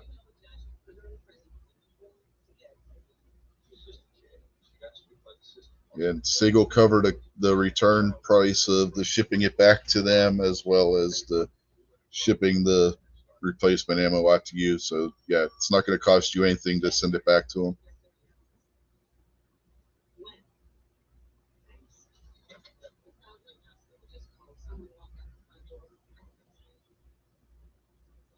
So, anyway, like I said, all the most of the information, anyway, is in that article, and they have the link to SIG's webpage on the recall and whatnot. So, just wanted to throw that out there. Have either of you ever gotten a factory squib? I haven't, no. Me neither. Well, no, no. I don't know what you'd call it. I guess the flash hole, I think it's called, wasn't drilled from the primer pocket to the powder charge, so it just the primer went off, and the round didn't, allowed come loose from the case or anything, and it couldn't ignite the powder. So, but never had a squib load myself either. So, Just curious because I know, yeah, they say there's a lot, not a lot, but all the when you consider how many rounds are made per day by a manufacturer, there's probably a goof up somewhere, but they seem to have a fairly good quality control generally. I mean, if you got what 3 Mystic than an answer, and Snob's probably there. I don't know. You guys ever run into the problem with factory ammo like that? The only issue I've ever had with any of the factory ammo that I've shot was like with 22, where the primer settled, and you Yeah. gotta. Yeah. That, No, I that's mean, about it. speaking of center fire, but Yeah. yeah, I've well, never really I had mean, any issues with center fire ammo from. you got a bunch of people that shoot here, and so it's not as common as it could be, I guess, or as you might think.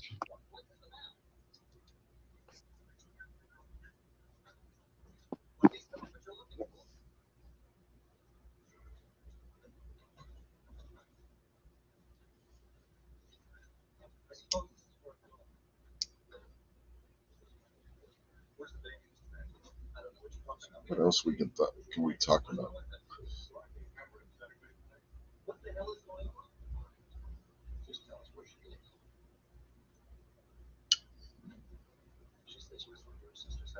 See, this is why I could never do a 4 hour show, a regular 4 hour show. Scheduled 4 hour shows just run out of topics too fast sometimes.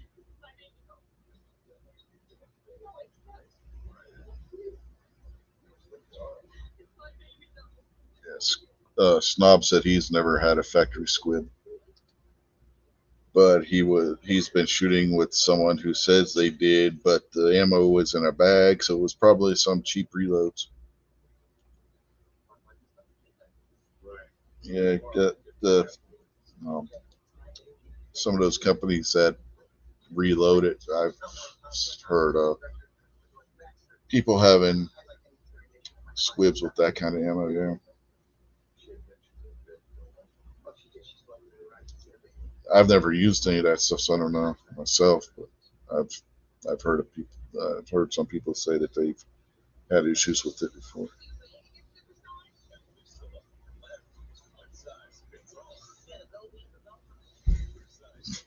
He also said the guy that had it that day is tighter than Rob, so he's sure it was cheap.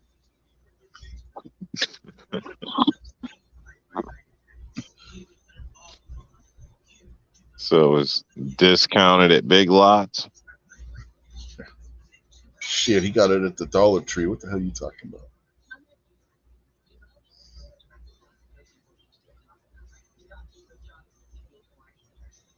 Or maybe Ollie's.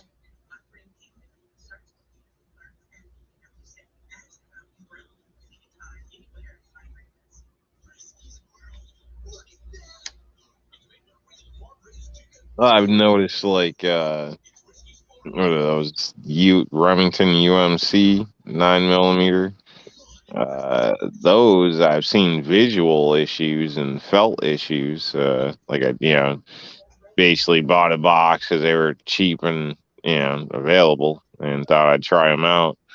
And You talking about the one in the green and white box or the yellow box? yellow, like Yeah, white. the yellow one is garbage.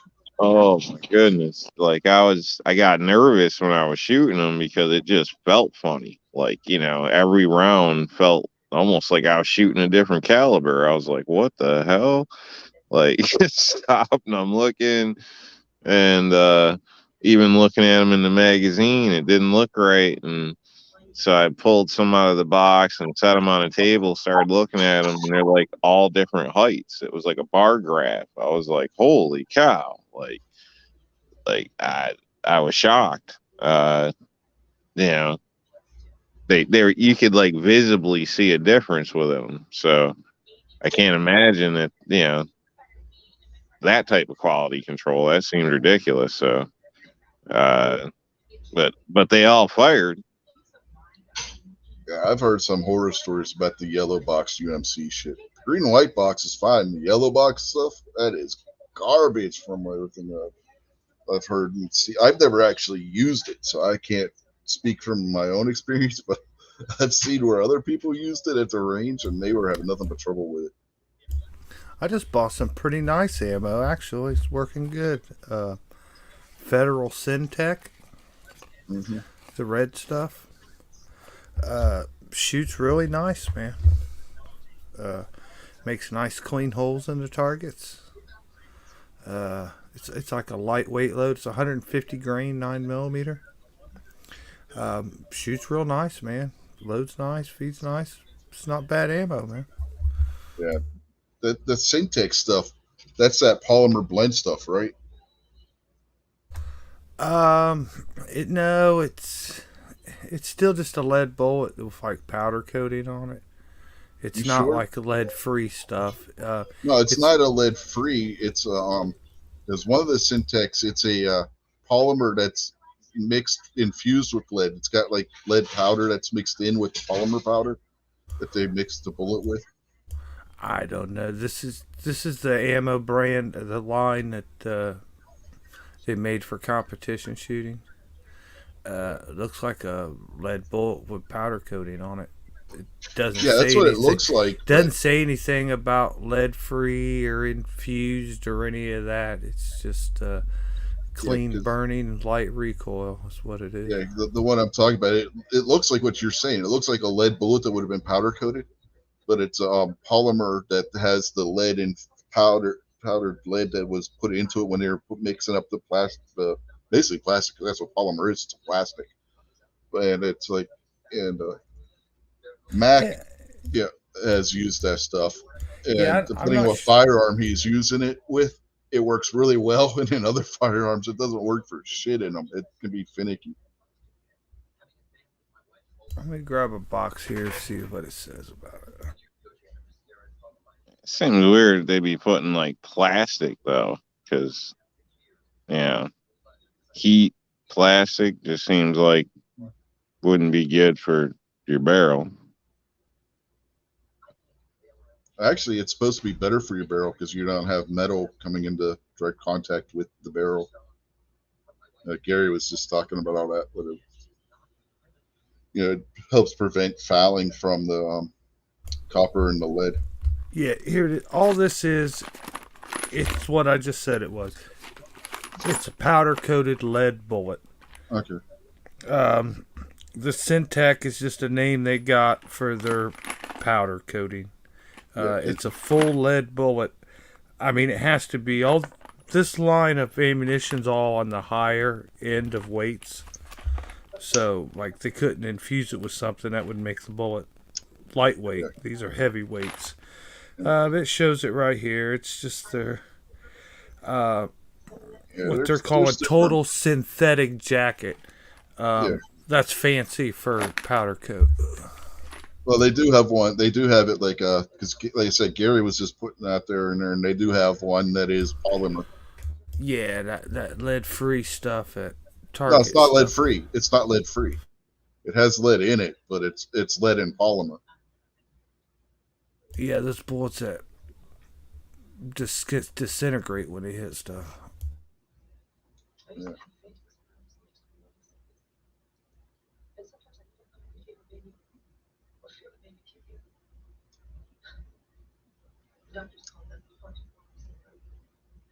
Yeah, Snob's saying the same thing. The Syntech is polymer coated. It's not actually powder coated. It's a polymer coating. It almost looks like lipstick. It's the ones that Mac had on when he was shooting that stuff on his channel. It was really bright red. It almost looked like lipstick because it was shiny, whatnot. Yeah, well, that's what powder coating is. What do you think powder coating is? It ain't paint. I know that, but powder. It's not exactly the same as a polymer coating either. Like what they're saying this stuff is.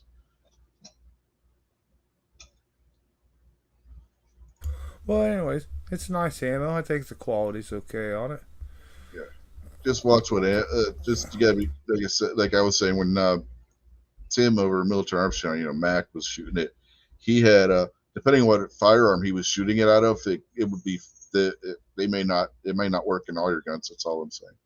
because he had some where it would work and some where it wouldn't. The ones that it worked in, it worked really well. And the ones that didn't like it, they really didn't like it. So just something to keep in mind. But you're using it all in handguns. He was using it in like pistol caliber carbines and stuff. Yeah, well, they got a special load for pistol caliber carbine. But that's the one he was shooting, and some of us like the his CZ Scorpion loved the stuff. He had one of the ARs that he has a 9mm, wouldn't shoot it for anything, and then another one of his ARs ate it right up. I mean, it was crazy. There was like no rhyme or reason to it. It was just wild.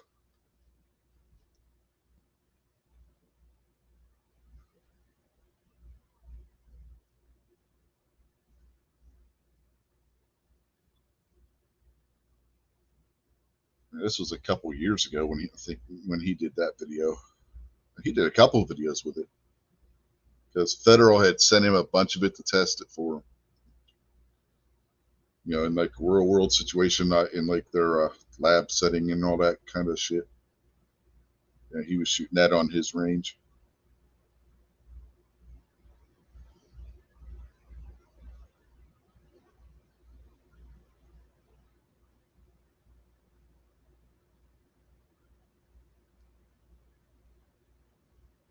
Anyways, I like it. It's clean ammo. The powder's clean. Cases come out looking pretty clean. Your barrel stays pretty clean. I like it. Yeah.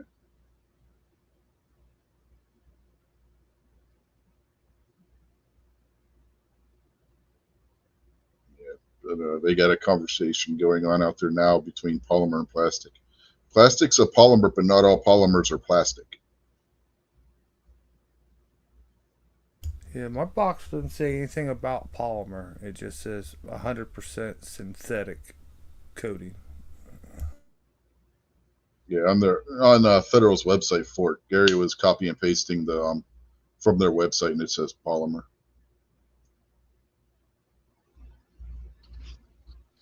So what's the actual definition difference between polymer and plastic? A polymer is something that's made out of a bunch of different things that are blended together to basically. And plastic is a polymer. There are different, like I said, there are different kinds of polymers. There are polymers that are made out of just proteins. So I mean, there's a whole bunch of different things that are categorized as polymers. Plastic's just one of them.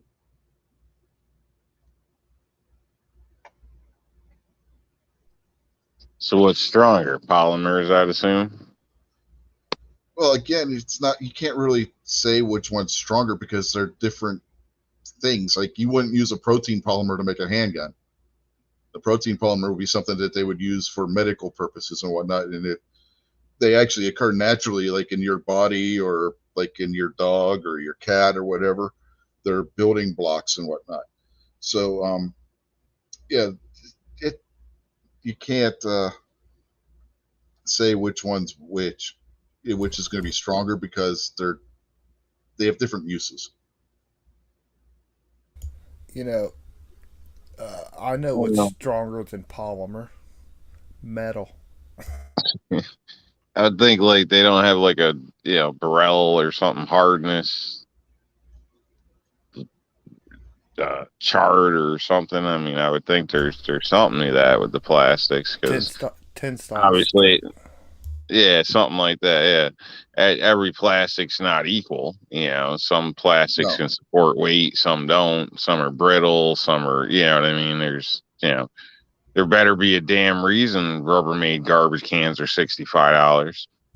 Some plastics white, some plastics black.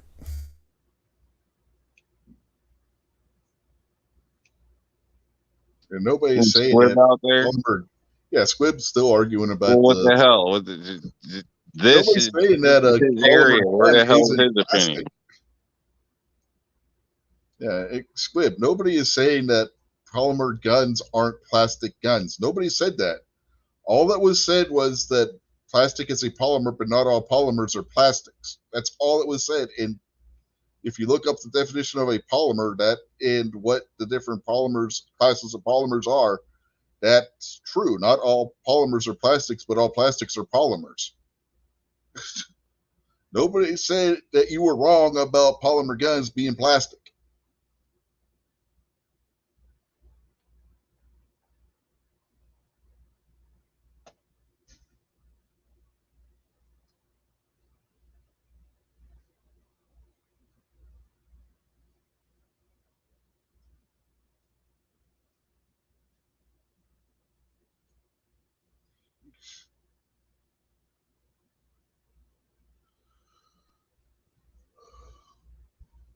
I still want to hear the difference in a sense. There's got to be something in that. So, I mean, Oh, when you can buy like polymer is 3 squirt guns for $1 or a boat tie down for like $75, there's something's going on.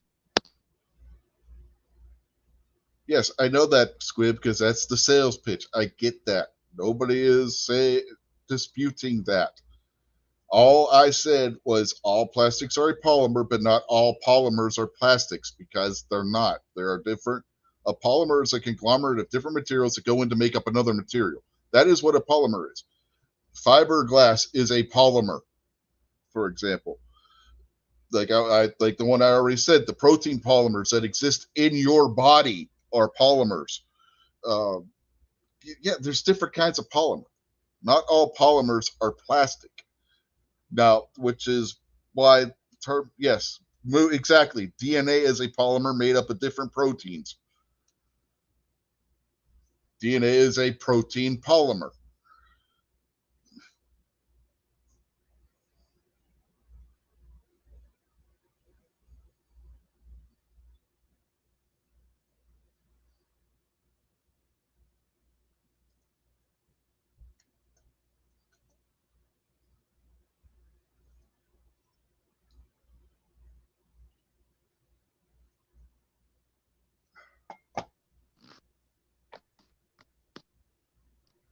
I mean, but yeah, there are different grades of plastic. You wouldn't want to make a real gun, the same gun you would use to make a squirt gun. Plastic you would use to make a squirt gun.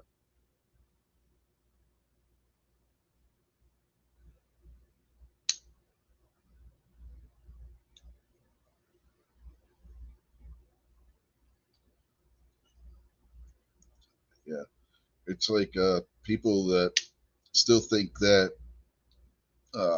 3D printed guns are good to go. I wouldn't want to shoot a gun that's been 3D printed. The technology isn't at that point where the polymer plastics that are produced by the 3D printer, they're not at that level yet. And I also would not, even the metal ones, the ones that print metal objects, they're not at that level to be relying on and thinking that you're going to go out there and do this, that, and another with a polymer gun. That doesn't have the strength to do that. The bonding and stuff, that the way they do it, it's not at that level. Yeah, carbon fiber is not a plastic, no, but it is a polymer, like Gary said. So I think the argument that's going on is that there's a huge misconception by a lot of people, and it comes from the various industries that use the polymer word to describe their stuff, where Block's fault. They all think that polymer just means plastic because the various industries, that's what they use in their marketing. Like Squib said, you'll see marketing, instead of saying that it's plastic, they'll say it's polymer and make it seem like because it's polymer, it's something special. All this is plastic. I just looked up my powder coating, and it says it's made of a polymer resin with color pigments added to it. So the bullets are powder coated. Cousin Barbecue's wanting to turn this discussion into a drinking game. Every time polymer is said, everybody's got to do shots. Polymer, make it a double. Polymer, make it a quadruple. Is that even a thing? Do they make shot glasses that big? I guess you could use a Scotch glass for a shot that big. Huh? You got to use a case of Glock came in. A big Jello shot poured into a Glock case. Yeah. Use a Glock case as a Jello mold. You know, my HK case, it doesn't have any of that foam shit in there. You probably could use that as a Jello mold. It's just hard plastic or polymer as the gun. It's the Glock shot. Well, this will be an HK shot, HK Jello shot. Yeah, there are companies. There is a company out there that makes gun-shaped Jello molds and stuff.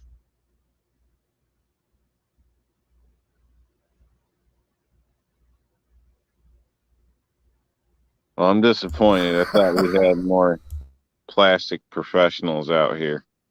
Gary said the golfer Arnold Palmer. Yeah, Jim Polymer and Arnold Palmer. I thought that was a drink. An Arnold Palmer, yeah, it's half iced tea and half lemonade.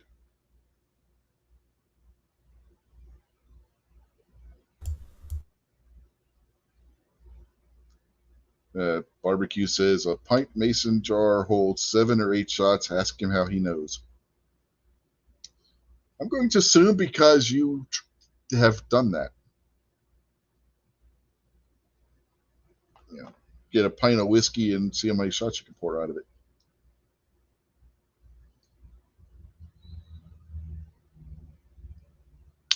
Yeah, our local 7-Eleven is a liquor store too, and we went in there because wife wanted to make something looking for brandy.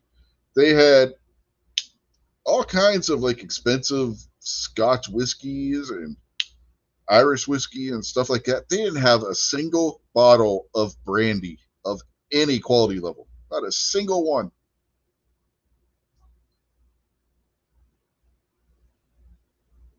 Had a damn snitch at my liquor store.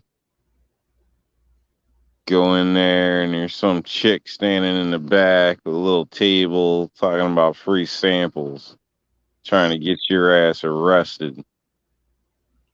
It's like, hell no, I gotta drive. Gary asked, can you serve an Arnold Palmer in a plastic cup? I don't know. I'm drinking one out of a steel cup right now. Does that count? I mean, steel technically is a polymer. It's a polymer alloy of various metals. You know, carbon, iron, some other stuff depending on what kind of steel it is. So you're drinking an Arnold Palmer? Or Palmer? Yeah. Arnold Palmer.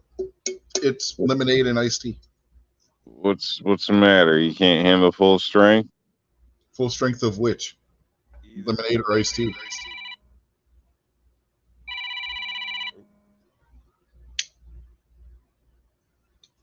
Rob has to think about that one. Plus, I think his phone was ringing.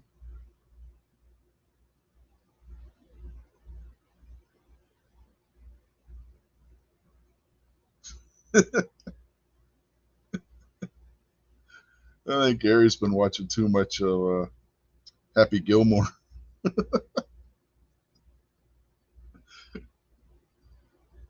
Back in 1954, Sports Illustrated said I was going to be the next Arnold Palmer.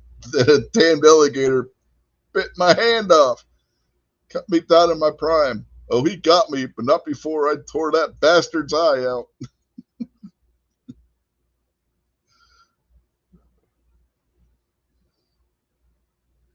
Yeah, somebody been watching too much Happy Gilmore. Not that it's not a good movie. I mean, probably that might be Adam Sandler's best movie. That movie was freaking hilarious. Yeah, I played golf like Happy Gilmore. I could drive the ball a mile when I was younger. Couldn't putt for shit.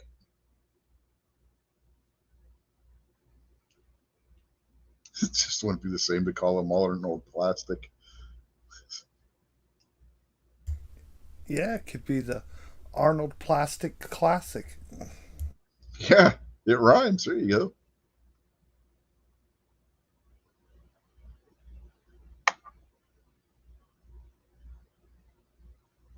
God, a lot of times when I hear plastic, I think of that movie Mean Girls. My wife and daughters watch that movie all the time. So every time I hear plastic, that's what I think about. Is that movie because that's what she called the Mean Girls. She called them the plastics. I think it was that one. One of those damn teen movies. I think it was that. I think that's the one.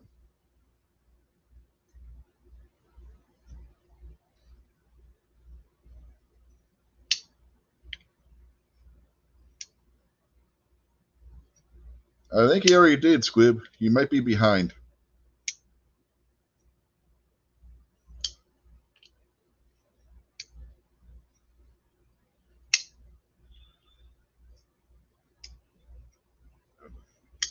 Jesus, man. God, we've been going for over 2 hours already. That went fast.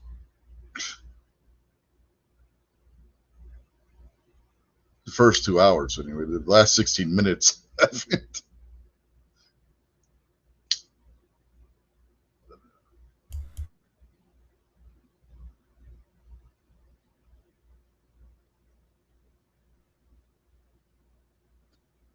You guys got all funny when it came time to choose what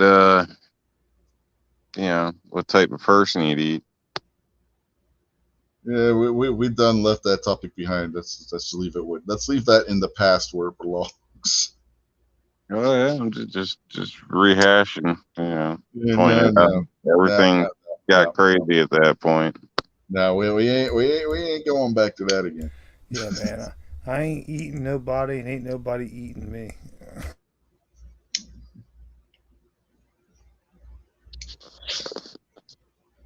Jason's gonna poison himself and dare somebody to eat him. I'll kill every one of them first.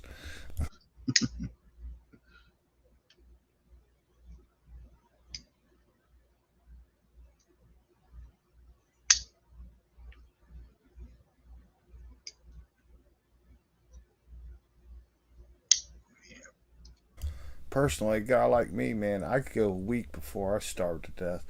So in a week's time, I bet I can walk my ass somewhere.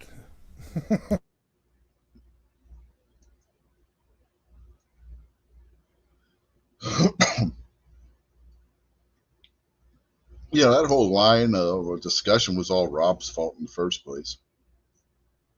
Don't blame me. You're the one that brought up the whole survival food thing and all that. So. Nah, I wasn't talking about eating people. That's that crazy shit. Yeah, Well, you know damn well how this show works. What kind of rabbit hole this was going to go down when you asked that question? Don't play innocent. Rob was like, if you're broke down on the side of the road, who you eating first?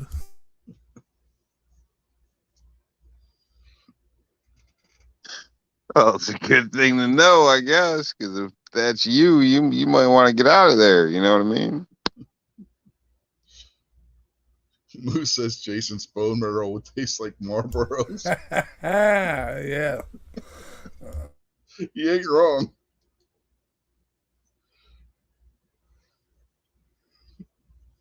I'm sure I would be delicious.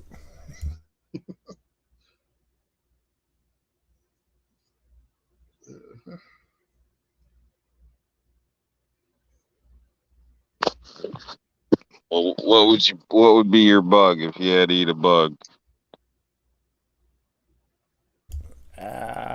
Crickets. It'd be your preferred as a cricket? Yeah, because even if it tasted bad, I'd have the satisfaction of killing that loud son of a bitch, and he'd never make noise outside my fucking door again. It can't be too bad. The cats like to chase them and eat them. You want me to open my door right now? It's like the cicadas is back or something, man. It's crazy around here. Oh man, we get them around here too. Those damn crickets can be annoying as all freaking hell. Have you ever ate crickets? No, my cats have. I haven't. You know what? I believe I ate a chocolate covered cricket once. Yeah. Yeah, they got them like ranch flavor. Think like blue cheese. There's all types of different flavors, but Yeah, they do that with it, grasshoppers and ants too. yeah, it's yeah. The thing with ants is they don't carry any kind of diseases or anything, so they're actually very safe to eat as a protein source. Thing is, you got to eat so many of the damn things because how God damn, small you they have are. to eat 1,000,000 of them.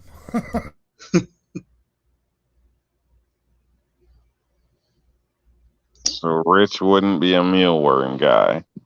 No, ew, keep those things away from me. Those things are like some kind of alien monster that's been shrunk down in size. I'd probably eat a butterfly. Those are nice and pretty, so I bet they taste good. No, actually, a lot of those butterflies are venomous if you eat them. You can't eat them.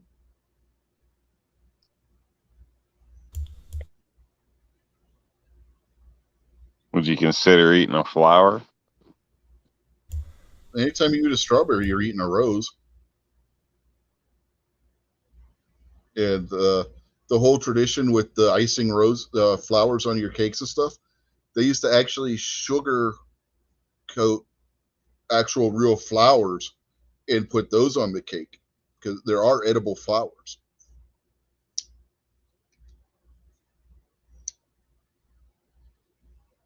And over time, developed into where instead of an actual flower, they would make a flower with the icing thing. But before they had those icing things like they have now, they would they would candy an actual flower and put that on the cake.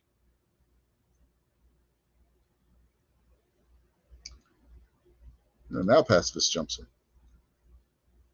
Hello.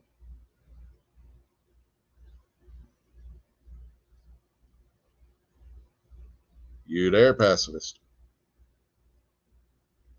From Boston. I think he sleep jumped in.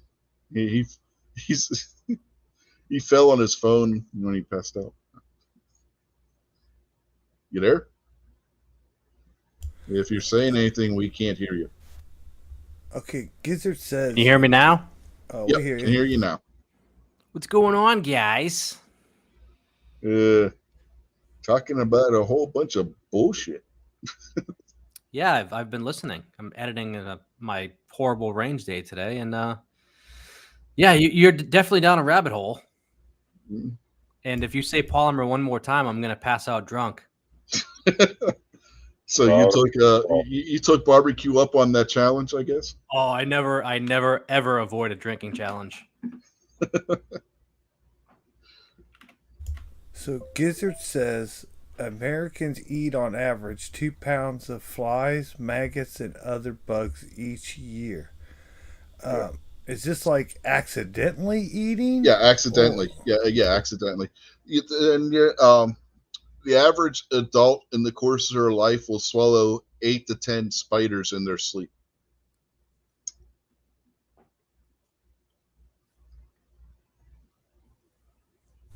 Two pounds of maggots. Ugh. They get ground up in different foods and stuff when they're making like ground beef and stuff, and they don't realize it. And, oh Yeah, yeah, have you been to Chocolate's McDonald's? good for that. Like Every they got year. I've ate 100 pounds of maggots. guess there's a ratio to chocolate. Like they expect so much in every pound or 10 pounds or something like that. I heard something about that. I don't know if that's the case or not, but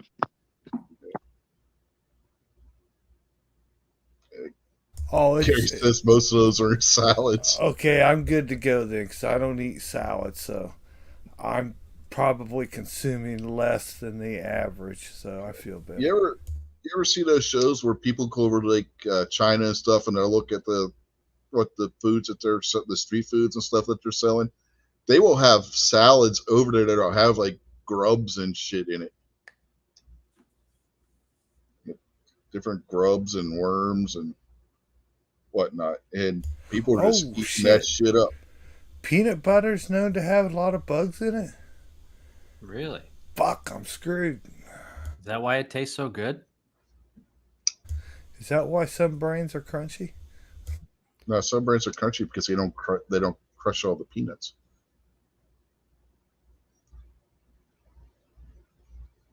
I've been to countries, especially in Southeast Asia, where they have in the big cities they'll have carts with like a deep fry oil, and then they'll have multiple different selections of bugs, different sizes, all the way from small little grub to crickets to all the way up to the palmetto cockroaches. It's disgusting. The one back when the Summer Olympics were in China a few years ago.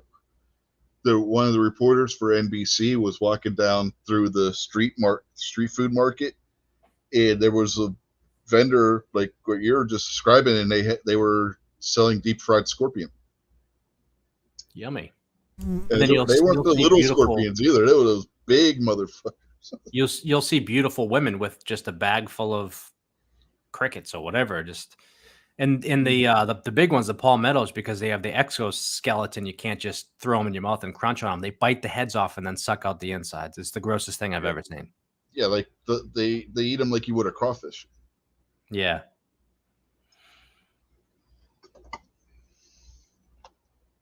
Crawfish is good though. Not so much a palmetto. Have you tried the palmetto? Nope. No. How do you know? It might taste just like a crawfish.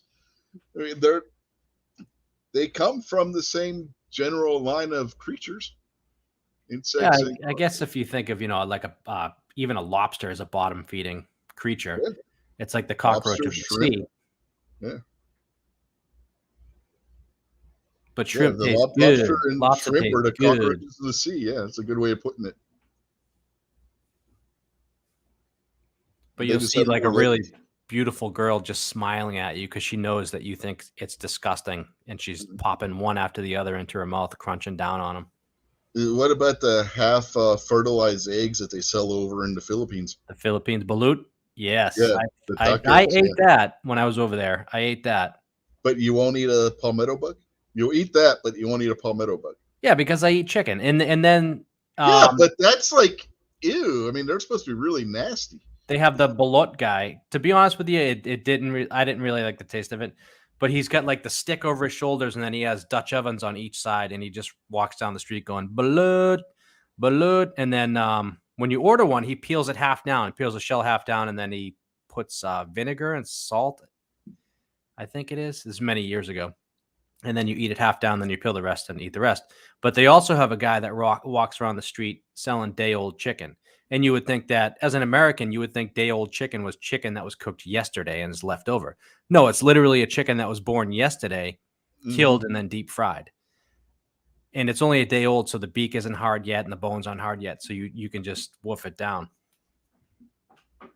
So you got the balut guy, and then you get the day-old chicken guy. My favorite over there was the top silog, though. Or in the Philippines. In the Philippines, and yeah, hey man, the chicken adobo is pretty damn good. Oh, the adobo is excellent.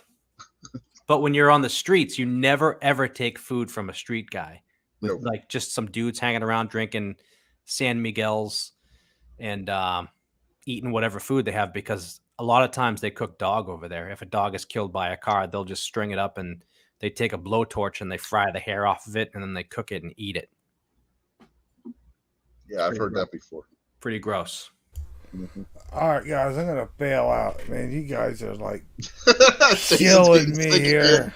Hey, you're the one who wants to go back to bad foods, Jason. I mean, it's your fault.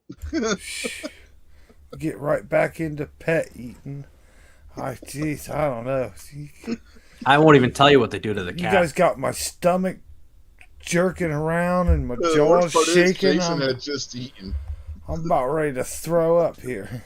Hey, one of our former presidents is all about eating the canines.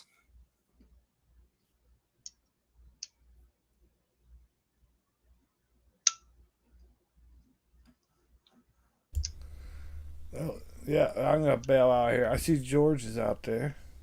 Says hey. Eric. He's not gonna like the subject. You guys better be in like deep fried cat here in a minute or something. Street cat. Jason, before you go, you know about the new channel, right? Oh yeah, I heard that when I was driving home. I have to go subscribe to that. Yeah, I figured that Wrestling Unloaded, right? Yeah. What was that? Wrestling Unloaded. Yeah, the link's in the YouTube chat. I got it at the top of the chat. I got you. Yeah, I figured that'd be where we do the Notre Dame game on Saturday. There you go, man. I subscribed. Yeah, I did a playlist and put a playlist together. You can't. What sucks is YouTube. If you do a different channel, you can't transfer videos from one channel to the next. It'd be nice if they did that, but they don't. So what I did was I made a playlist of some of the old wrestling shows and over there, so that there's actually some kind of content over there. But yeah, I got it, and I clicked the bell. Cool. Yeah, 'cause after last night's show, yeah, it's not easy to do it, but Gary, so it's goof. Squid wants to jump in now. All right, guys, y'all take care. Have a good start to the week, and I'll talk to y'all soon. Snob Later, says Jason. he's. Yep, later, Jason. Later, Jason. Good one. Yeah. So you can transfer the videos, but you lose the views. You don't lose the views, obviously, from where you transfer them from, but you don't have the views. You don't carry the views over to your new channel. No. Which sucks. That's what I'm saying. That sucks. You lose. Snob says he's sub, but if it's only wrestling, he's on sub. Yeah, but it's a new channel, so it kind of makes sense, like that you wouldn't get double the views. You know what I mean? If you're putting the same thing on the other channel, I guess. And wouldn't you have it like in your video editor anyway? Couldn't you just re-uploaded it? No, this is the live. No, I'm talking about the live shows and stuff. So if you have the views on that video, just because you're transferring it to your new channel, it doesn't change the fact that that's the same video that was viewed that many times. So why would the views not transfer? You'd have to ask YouTube. I mean, it's their rules, I guess.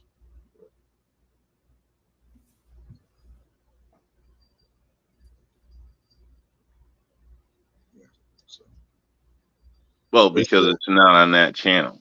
It's that video, but it's not that channel.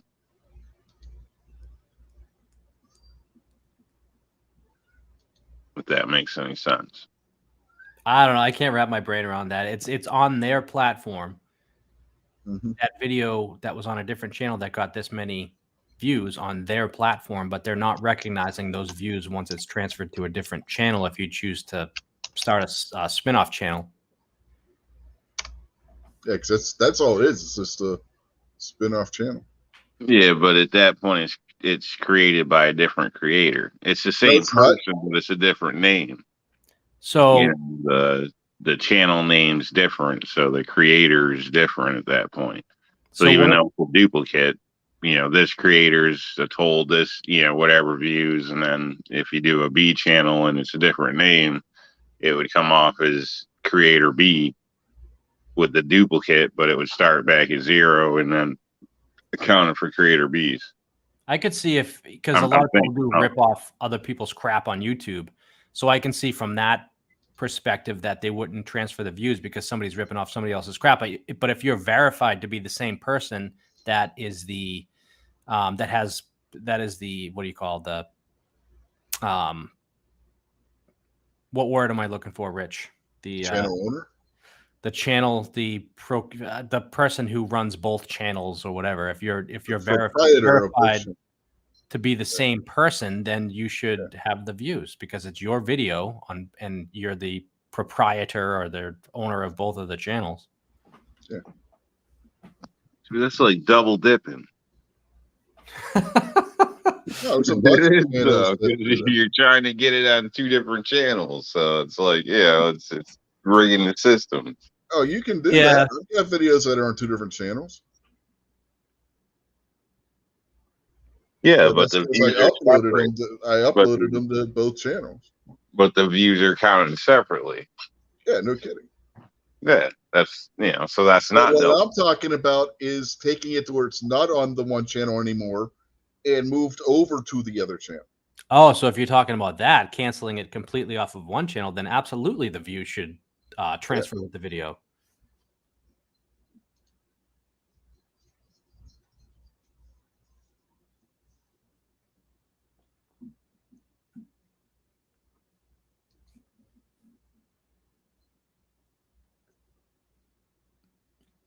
So guess what happened to me today? I don't know. So I got my Swamp Fox Justice mounted back up on the M&P 10mm with the C&H Precision metal plate and their screws that they sent me. And I ran a bunch of hot ammo through it. And it came slightly loose. And that's not a huge issue. I think it is a big issue because I did blue Loctite it and it still shook a little loose. But the biggest issue with it is that the screw heads overlap the battery cover on top of the Justice. And so I emailed Swamp Fox and I said, hey, give me a line on some screws that I can use. It's been a while since people started shearing screws off. Can you guys give me a line on some screws that I can pick up that won't overlap the battery cover? And they said, it'll function just fine. Just use those C&H screws. And I was like, that defeats the whole purpose of having a top load battery cover. You shouldn't have to unmount your optic to change the battery when it dies. But anyways, I tracked down some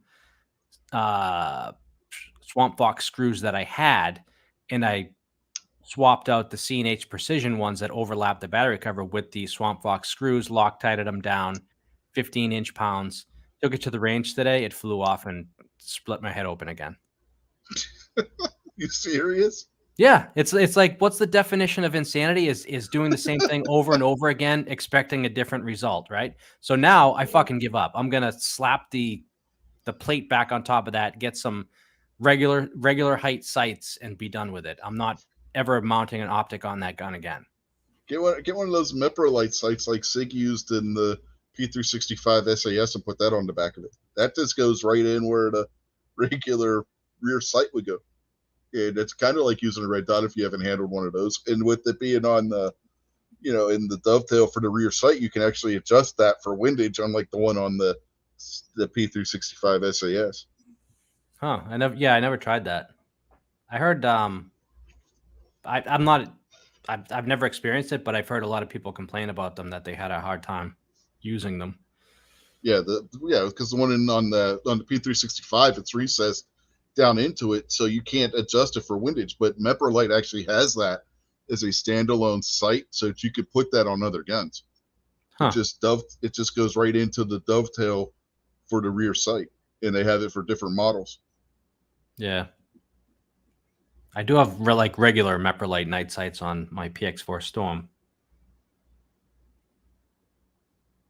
Yeah, I've been tempted to get one of those and put it on my P365 just to try it, because the P365 isn't cut for a red dot or anything, and I can't use red dots anyway because of how bad the blob from astigmatism and my vision and stuff.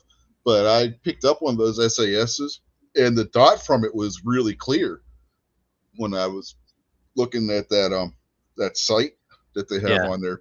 And it's more designed for like a close range, like if you got to pull the gun and shoot real quick. It's just not like a reflex type thing. Yeah, it's not made for really doing long range shooting with it. For something like the standard P365 or one of the little guns or something like that, or a concealed carry gun where you're more likely, within 21 yards, it seems like that'll be a good option. Yeah. Another thing I wanted to try, but I don't have any guns that are cut for an optic, would be the Trijicon one, that instead of using the LED red to make the red dot, it uses the tritium and the fiber optics to project the dot. Really? That's interesting. Yeah, you haven't seen those ones? No, I've never seen those ones. They got them on Trigicon's website. Is it adjustable? Obviously. Oh, it'd have to be, right? You have to be able to adjust zero on it. Yeah, Snob saying he's got 700 rounds through his, and they haven't shook loose yet. I've had 3 sets of screws. Well, the first set from Smith & Wesson sheared off. The second set from C&H Loctited. No, actually, no, I used Vibratite on those. And they came loose, just slightly loose. But, you know, the dot obviously lost 0. And then the Swamp Fox screws that I used this time had the blue dry Loctite on them, and I put wet Loctite on them as well. Put them down to 15 inch-pounds, let them set for like 2 days or 3 days, and then I took them out today, and they didn't shear off like the Smith & Wessons did. They just came out, and I kept checking them through each mag because I was using that LAX ammo, that remanufactured stuff, but it had some pretty good pop to it. It was like almost knocking my steel over. It was pretty powerful stuff. And I kept checking it through each mag, and there was no wiggle in it until it flew off and hit me in the head. That's crazy. I think you're just snake bit. I'd be pissed, man. That sucks. Yeah, I'm pissed. 3 times to going through that shit. 3 different manufacturers of screws, and I'm still dealing with this crap. Yeah, it's a shitty deal. Yeah, here's the Trigicon I was just telling you about. It uses the tritium and the fiber optics on it. They had a bunch of different models of it. They're not cheap. That's what I'm thinking, Snob. I'm not meant to have one. Mm-hmm. Although I love that 10mm M&P with the 4.6 inch barrel so much that I'm definitely getting the 9mm version of it. Full size 9mm M&P. But I did get rid of the scratchiness in the trigger. I swapped it out for an Apex striker block, and it just completely removed all the scratchiness from it.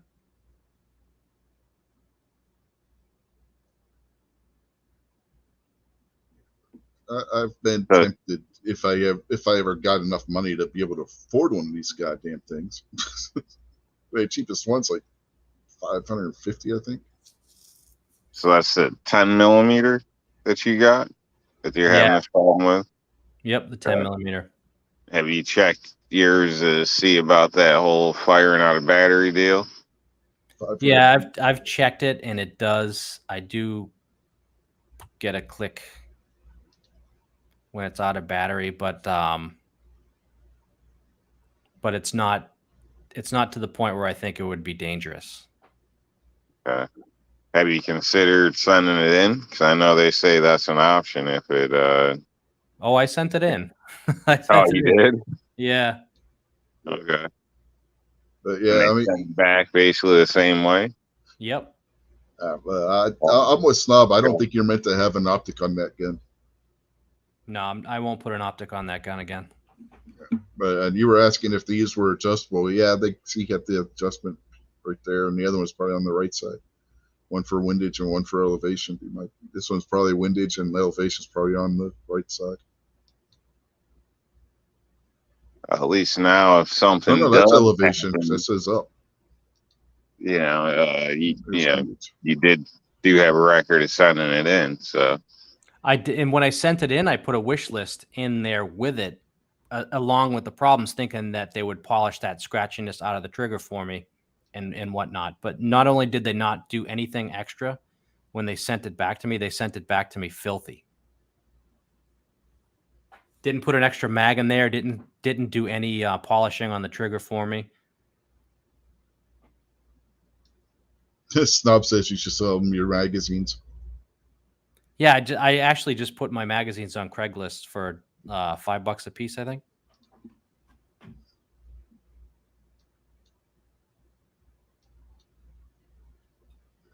But I don't know if you're looking at what I got shared. But if you look, there is no battery compartment. That is all fiber optic and tritium.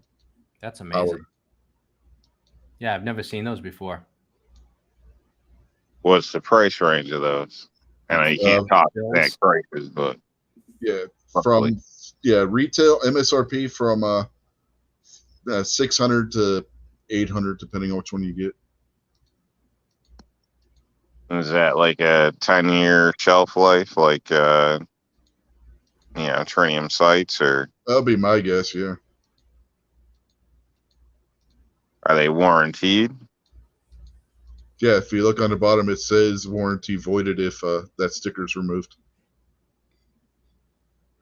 Is that like a mattress sticker? Oh wait, no, that's a federal offense if you remove that. That's a federal offense if you remove that, but people don't realize that only applies to the person selling the mattress originally. Isn't It that doesn't apply to you as the consumer. isn't that why they raided Mar-a-Lago? Was the mattress tags? No, they were looking for something that Trump had already turned in. No, seriously, they were already looking for something that Trump had given back to them. If you look at what they didn't redact from the affidavit, they thought that they were trying to say that he lied or had some other materials, but what the National Archive referred the case to the FBI over, Trump had already given back to the National Archive. They just wanted the FBI to come in and make sure it was all good what was in the box, and they used that to lie from what you can make of the 15% that wasn't redacted to get a search warrant to search Mar-a-Lago. Basically, the search was a bunch of bullshit. Just for the record, all the MyPillow pillows I've purchased have come with a tag. That's funny that Moose says that. That's the first thing I think of when anybody talks about a tag on a mattress is Fletch. When he gets caught in the house, he's looking under the bed, and the guy throws down on him with a shotgun. He's like, "There's no tags on these mattresses." They have all kinds of different mounts for these things. Shotgun mounts, rifle mounts. Then you got the ones that are for on pistol. Different size reticle, different shape reticle, different colored reticles. I will be doing a deep dive on these. See if anybody has any videos out yet, because that's very, very interesting. Yeah, these have been out for a while. Especially the shelf life question, what Rob was asking. Yeah, I mean, if they're given 10 years, but it's warranted, I mean, that's something to consider. 10 years, no warranty at 600, or, the price range like that, I don't know. Yeah. Well, Trichicon, you're going to pay a premium for anyway. None of their stuff's going to be cheap. Yeah, it's not like you're buying like Swamp Fox or Vortex or something like that. Consider my True Glow TFX Pros or 10-year plus lifetime, and I only paid like $100. I'd expect more for 6, or at least those ones. At least those ones, Rob. Those are my favorite sites. My favorite iron sites. At least those ones you can still sight during the day when the illuminations go. Yep. Yeah, that's why I like them, and they're really good in that in between time. I don't know if you get what I mean, but when you don't have the best light, it's not dark, but it's not light. It's kind of nice too. Yeah. Lifetime warranty, limited lifetime warranty on them. Limited lifetime warranty. Wow. Yeah, the Trichicon, the Tritium ones are guaranteed to work for 15 years. Wow. From date of original purchase. It's not bad because they're a well-known company, so there's a pretty good chance they'll still be around in 10, 15 years. Oh, yeah, they've been around for quite some time. It's another thing when you consider these warranties. What good is it if the company's going to be out of business in 2 years? Yeah, I just found that dual illuminated one to be interesting.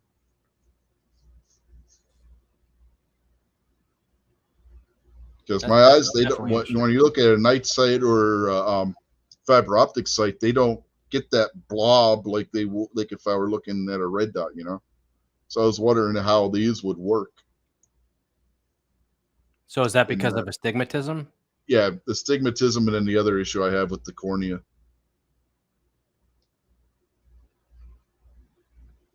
I just get with a red dot. I get a slight distortion, but not much. Yeah. The Vortex one that I have, the Vortex Venom, it's basically this style of sight, but it's an LED instead of the dual. It's like the regular Trijicon RMR kind of optic.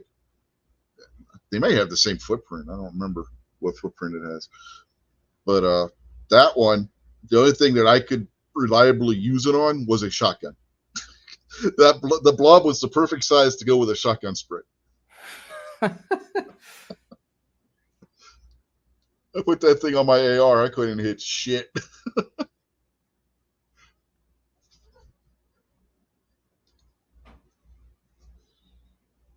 I put the prism scope on the AR. That was fine.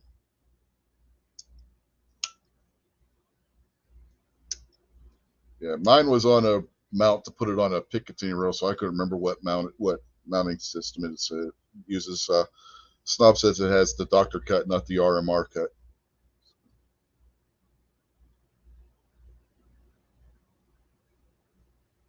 Yeah, Snob says they can also relamp the Trijicon can also relamp those the dual illumination ones. So even if you're past that 15-year warranty, they'll probably charge you to do it, but yeah, it could be done. It would still be cheaper than buying a brand new sight, most likely. I doubt they're going to charge you $600 to do it.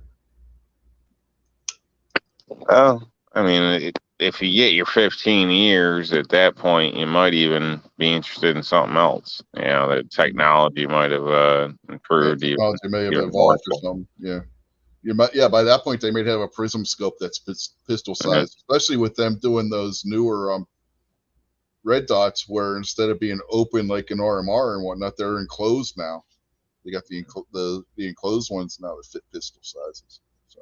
Or they might, but you just love this. You're good with this, so it would be cool if you could get that too in the 15-year time frame. Yeah.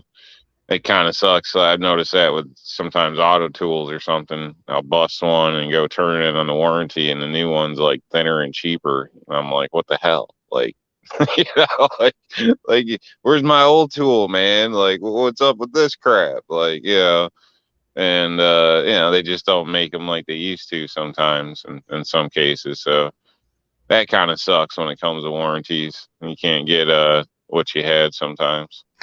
Yeah, Snob says he thinks that prism sights are coming. Yeah, that's what I think too. Especially, like I said, especially with them doing the enclosed style red dots now. They replace the lenses on the red dot with the two lenses like you would have on a prism scope. You're done. So I don't see why they could. Why in the near future we won't have pistol-sized prism optics, and that would be a game changer because I see those crystal clear. That's just like looking down a regular rifle scope. Now, the issue might be the eye relief distance, but I'm sure they could come up with some way of relieving that.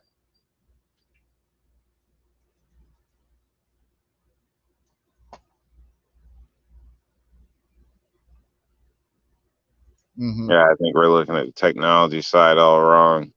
It's going to be smart bullets.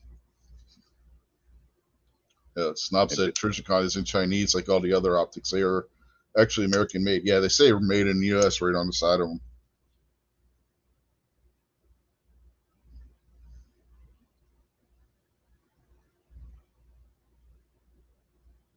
Man, it could be a second night with a 3-hour show.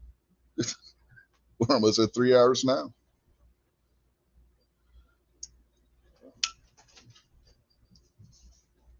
That was after doing 2 hours on Gary's show Friday, 4 hours this morning. God, that's a lot of live show to be doing in one weekend. Ain't the most I've done, though. I mean, if Midnight's still doing his show, good Lord, I'd still have another 4 hours to go.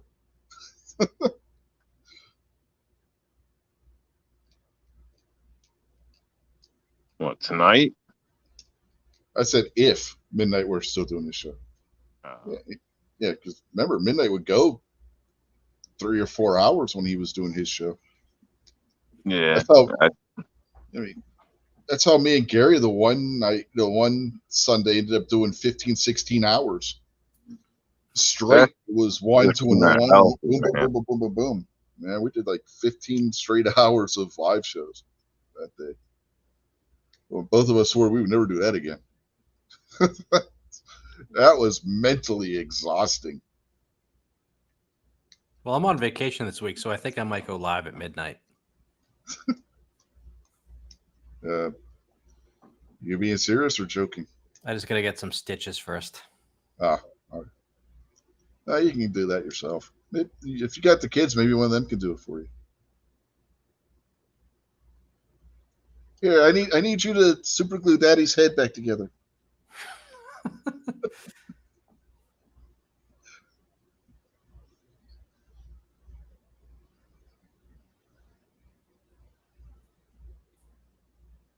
Man, I was cutting something with a knife the one time. My daughter and my wife come up behind me. My daughter bumps into me, slice right across the tip of my finger. Yikes. Slice it this way across the tip of my finger, not like here on the fleshy part. No, the tip of the finger. Right? I'm bleeding all over the place. My daughter's just standing here looking. My wife freaks out because a drop of blood gets on her pants. Doesn't ask me, doesn't do anything to help. She freaks out because a drop of blood got on her pants. Well, shit, it was just a little flesh wound. No. Destroy clothing and the couch and shit. Rob, it wasn't a little flesh wound. It went all the way down to the bone. On the tip of your finger? Yeah, it went all the way, dude. It was open. Boy. Rob, you have no idea how painful that shit is on the tip of your finger. I don't have feeling in the tip of that finger. It killed the nerves in the tip of that finger. It was bleeding. Man, the blood was pouring out of my finger. That was one of the worst cuts I've ever had in my life. Honest to God, the amount of blood that came out of the tip of my finger. Was crazy. No, I'm serious, dude. You should have seen the pool of blood that was on the fucking porch from my fingertip. That was crazy. Did you get stitches in it? No, I just closed it up with like a couple of butterflies because we had a trauma kit and stuff from her. It was the worst cut of your life. Yeah, I didn't have. Honestly, I probably should have gone and got stitches in it, but no, I just closed it up myself. Oh God, that sounds like a bad boo boo, man. No, dude, it wasn't just no bad boo boo. It cut deep. Yeah, blade is no joke. If you get cut the wrong way with a blade, I was delivering a pallet of Samsonite suitcases one time, and I was cutting the shrink wrap off the pallet, and the dude was in a rush, so he started pulling the boxes off the top, these full suitcases with the boxes around it, and he dropped one of the boxes as I was cutting the wrap, and it hit the tip of my knife and pushed it down through my hand and sliced 4 of my fingers, like all the way down. Yeah, that's no joke. And especially if you got like a serrated blade will cut through you so quick. You ever drill a hole through your hand, your fingers? Can't say I've done that. Oh yeah, you got to corkscrew it back in. Yeah, no, I can't. I've never done that. I had a piece of wood get jammed in my hand and like push on it. It went right between like the bones and stuff, and push on. And you can see the tip of the piece of wood like pushing up the skin on the other side. You ever go to like blast a nail with a framing hammer and the nail like moves and it just indents into your thumb and your whole thumb explodes? I've done that. Yeah, I never did that. I used to build decks. I was a finished carpenter when I was younger, and to fill in work when we didn't have the inside stuff, we would build decks And that's the majority of the time where I would blow out my thumb is when I was building decks. Oh, Snob said he was trying to use a steak knife to get a paint roller off. Yeah, that was. Why am I not surprised? Actually, I mean, this is the guy that scratches his foot with a knife.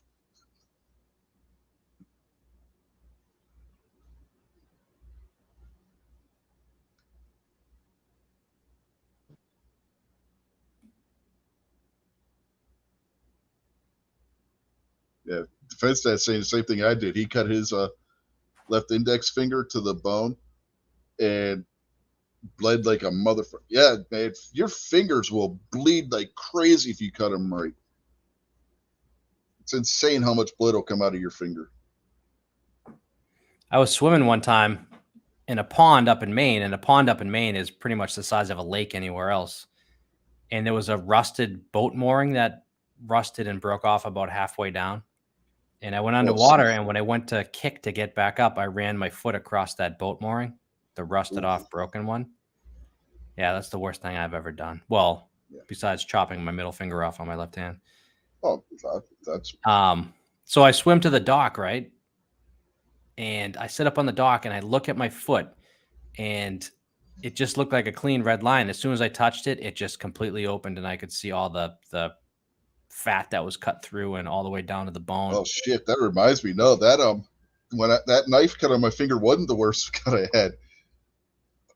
We were swimming in the Allegheny River, just Sharpsburg, PA, just outside of Pittsburgh, right up Route 28 from Pittsburgh.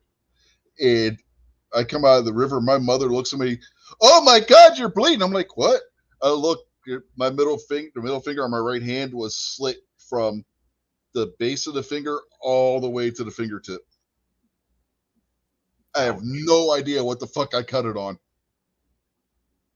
Yeah, something in the water. I don't know what. I thought I kicked a stick or something like that. I didn't know that it was as bad as it was. I ended up getting 12 stitches in my foot because of it. And they took a syringe with like a cup on the end of it, and they were flushing it out, and all types of like leaves and rust was coming out of it. Well, when I did it to my finger, I never felt it. I didn't even know I was bleeding. I don't know if it was because of the water temperature and it just didn't feel it or what but yeah, I never when you cut felt the nerves, you don't feel it. Yeah. It's like I didn't feel a damn thing. I come out of the water, my mother's like, "Oh my God, you're bleeding," and blood's just like pouring out of my finger. It freaked her the hell out. Not because she got blood on her pants like with my wife, but because my finger was bleeding real bad. I think I was 10 or 11 when that happened. You guys have had it easy. Yeah, I wouldn't say that. So my grandfather put my foot together with my grandfather was an Army Ranger and a semi-pro boxer, really tough mother effer. Put my foot back together with butterfly stitches. We go to the emergency room, and it didn't drip a drop of blood after he put those butterfly stitches on and put some gauze over it and whatnot, wrapped it. So I go into the room, and the doctor takes what my grandfather did off, and he examines it, and he's like, "Yeah, you need like a lot of stitches." And so he repacks it and rewraps it. It bled like a stuck pig. I can't say I've ever done that, Defense Daddy. Yes, if anyone's ever drained fluid up their knee using a brake bleeder. No, I can't say I've ever did that. But when I'm talking about the cuts I've had, I'm talking about the accidental ones. Ones that were intentionally inflicted, I've had much worse. Like when I got stabbed in the gut and it fucked my bladder up for 3, maybe 4 years.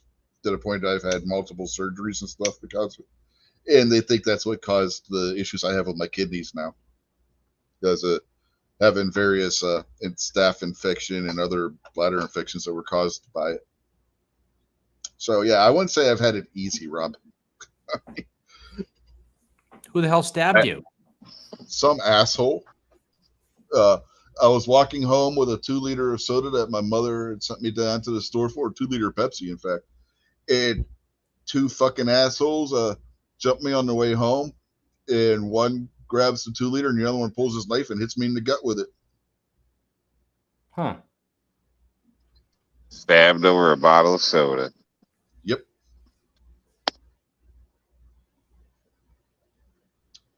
Yeah. Well, no, I don't classify a gut wound as the superficial or flesh wound. So no, that's pretty serious. Yeah.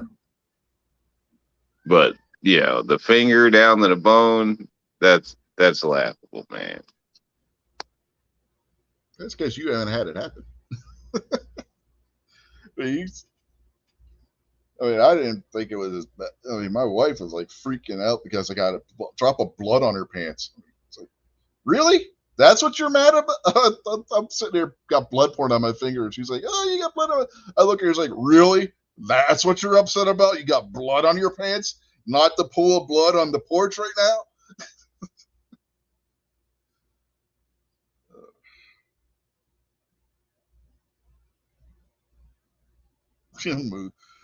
Moose says I should have had RC Cola instead of the Pepsi. They would let me slide. Yeah.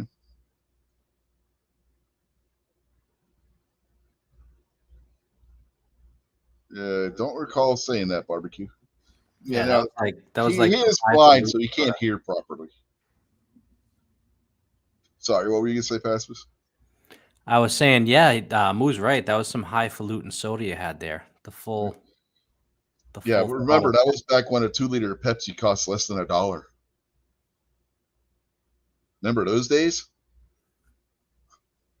When was that? Yeah, that was 98 cents for a 2-liter. Remember the 3 liters that they used to have? Oh yeah, for a while. Yeah, some of the store brands had them after Pepsi and Coke did away with them too. Snob liked those ones because they had the larger opening up top there.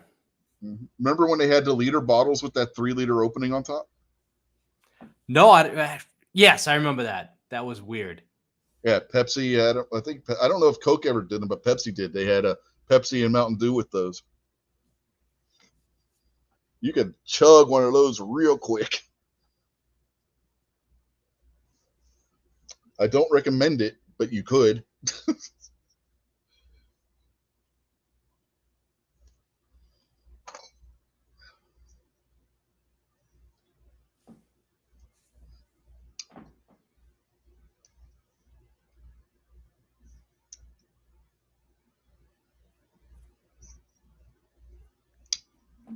If you're ever down in Mexico and you're worried about,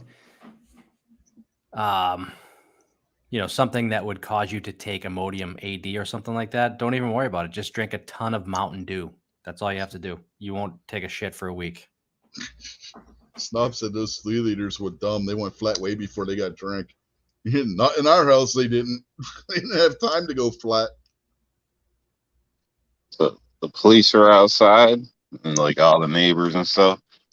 Apparently, something happened with the junkies in this abandoned house, and cops came and actually removed them. And they ended up finding a little dog stuck in a damn cage, like one of them little traps. It was actually one of my neighbors, so they stole it from the neighbors because he was trying to catch squirrels from getting in his house, but they're keeping a freaking dog in it. So the craziest crap happens around here.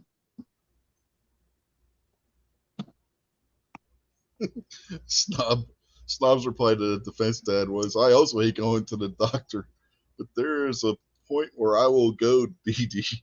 And the line is, "Right before I start using a brake bleeder as a surgical instrument." Ain't that the fucking truth? I am not using a brake bleeder to bleed fluid off my knee. That is not happening.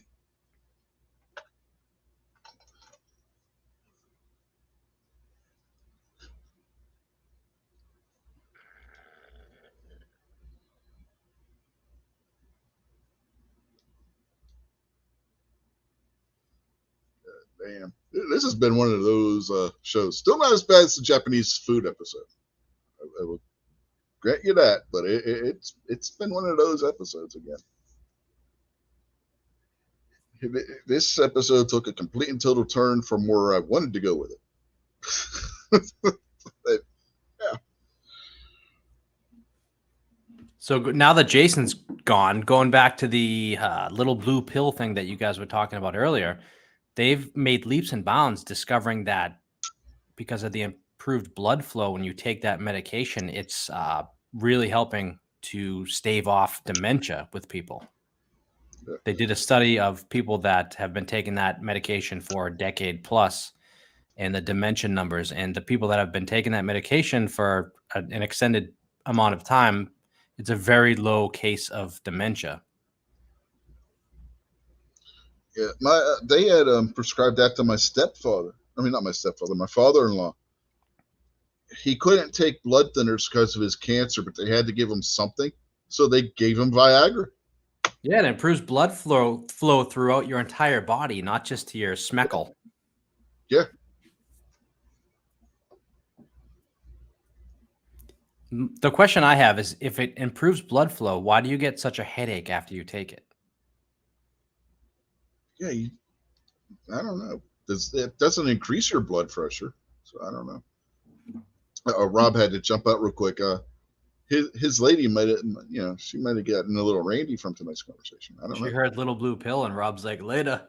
Uh-huh.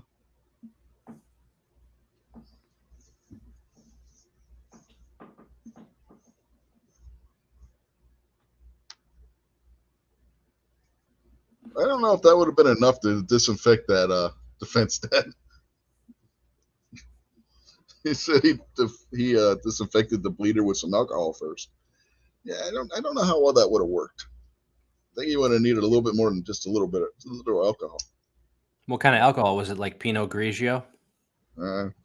He just dumped some wild turkey over it.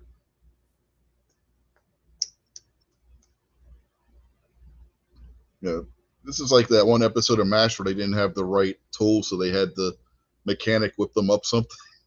If you remember that episode. Just fabricate something for them. Yeah, they had to boil it in water and then use the alcohol on it. I think they put iodine on it after the alcohol.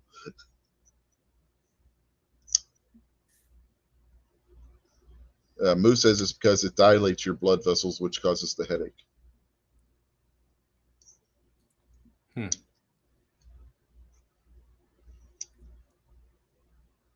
He's the healthcare worker, so I'll take his word for it. Wasn't there an issue with skin cancer from people that were taking that medication for an extended period of time at one point? I don't know. Was there? I remember hearing that. I've only taken it maybe a handful of times. And the thing that stuck out to me was the headache after. Well, besides the obvious thing that stuck out to me. But yeah. But I remember about something about skin cancer. About five or so years ago, I heard something about that. My brother's girlfriend, when they first came out with Viagra, my brother was a dumbass because her dad was on it. And, my brother being the dumbass pothead that he is, he went and took one of her dad's Viagra. He comes home, he's like, dude, I took a Viagra like 3 hours ago and I still got a boner. What am I going to do? It's like, what are you asking me for? Like, if it happens, if it keeps up after the next hour and the commercial says you're supposed to go see the doctor, he's like, I'm not going to a doctor, dude. I'm not going to let some dude play with my junk when it's hard like this. I'm like, oh my.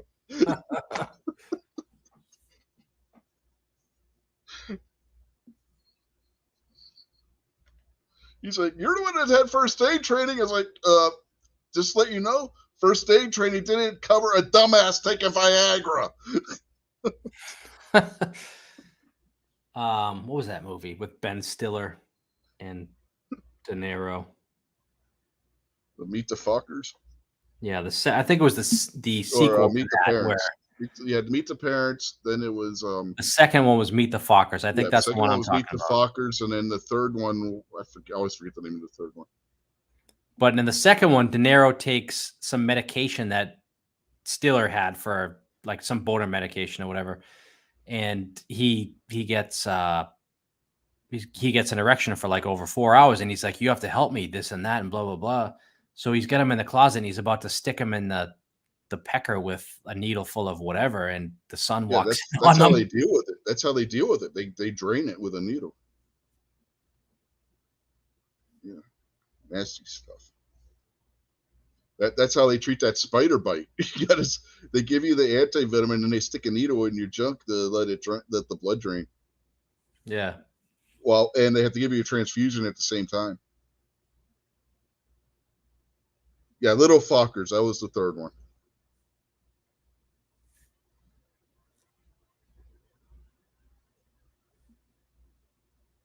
Yeah, Moo with the third name right there.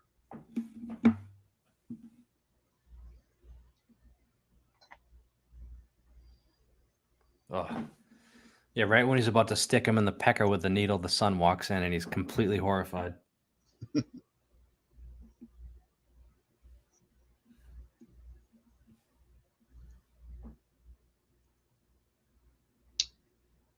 Yeah, Defense has got a good point too. He said should have showed him with nude pics of Rosie O'Donnell. The Cowards Fighter he took, that would have cured it.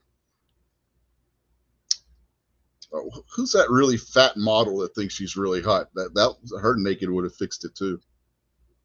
Ew. She is absolutely disgusting. All I do is think about my ex-wife. Well, I don't have one of those, so I don't have that problem. I don't have that solution. I think about my ex-wife, not really my first one because she has the opposite effect on me, but my second ex-wife.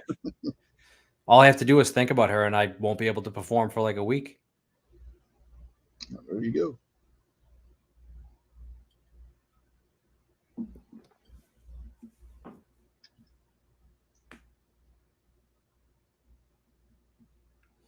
go. Snob. Snob. I don't think Stacy's still out there, so I think he's safe. Yeah, Ashley Graham. Yeah, that's the one, Moo. She is absolutely disgusting. You talk about a land whale? She's a model, you know. Yeah, I know she's a model. That's the problem. Ugh. Oh, and she's anorexic too. I don't think she understands what anorexic means. Well, she's not accomplishing what she wants to accomplish by being anorexic.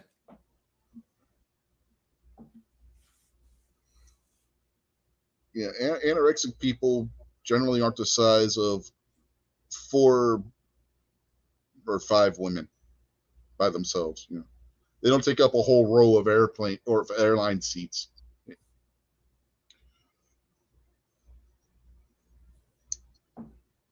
She's got to weigh 400 pounds, if not more. She is, ugh. And then there's that black rapper or whatever. She's disgusting too. She's almost the same size as Ashley Graham. And she thinks she's hot as hell too. Got news for both of them. No, you're not. Which rapper is that? Lotto? No, I can't remember her fucking name. Steven Crowder talks about her all the time because she's always doing something stupid and running her mouth about something. I can't remember what her name is. Lizzo, yes, that's it. Thank you, Moo. Moo, it's funny. Moo knows all these fat women. Is Moo a chubby chaser? Is that what we're finding out here? Seems like Moo has he knows all the fat ones. He definitely has a type. Yeah. Yeah, their blood type is lard. Their blood type is KFC. Well, that would fall into the lard category.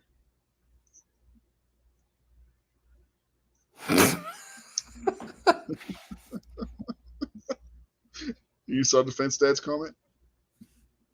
Or are you laughing at Snob's comment? Because either one. Both of them. Moon says she broke her leg and gravy poured out. Compound fracture of the leg and out pours gravy.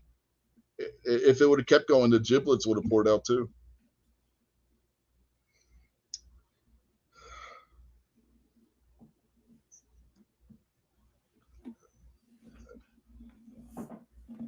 So you plan on making this a 5-hour show? That wasn't on the schedule. the honest to God, 3 hours wasn't on the schedule either. I got a doctor's appointment in the morning, for fuck's sake. I just remembered. Yeah, doctor's appointment 10:30 in the morning. Yeah, my kids are with my ex tonight, but my daughter doesn't have school. They go back the Tuesday before Labor Day weekend, which I think is the stupidest thing. But my They're son already does back have here. They went pre-K back in the 2 morning. weeks ago.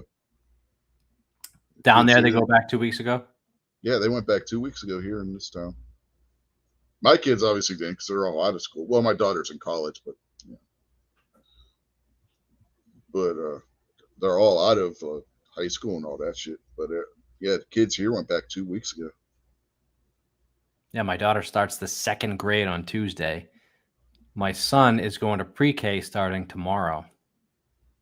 47 years old, and I get a kid going to pre-K tomorrow. Look at Donald Trump, man. He's what, 78 years old. He's got a 13-year-old kid. Yeah, but he's a billionaire. Yeah, I know, but still. Strom Thurmond. You remember old Strom Thurmond, right? Yeah. He was in his 80s when I was in high school, right? Him and his wife had a baby. Yeah. He was 80 years old. And that was before Viagra.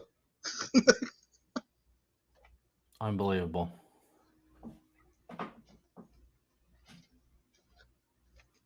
Moose says she's so fat her car has stretch marks.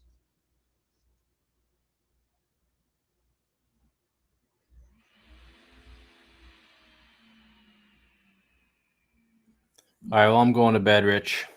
Yeah, I got to read to that too. You anything you want to say before we call this a night?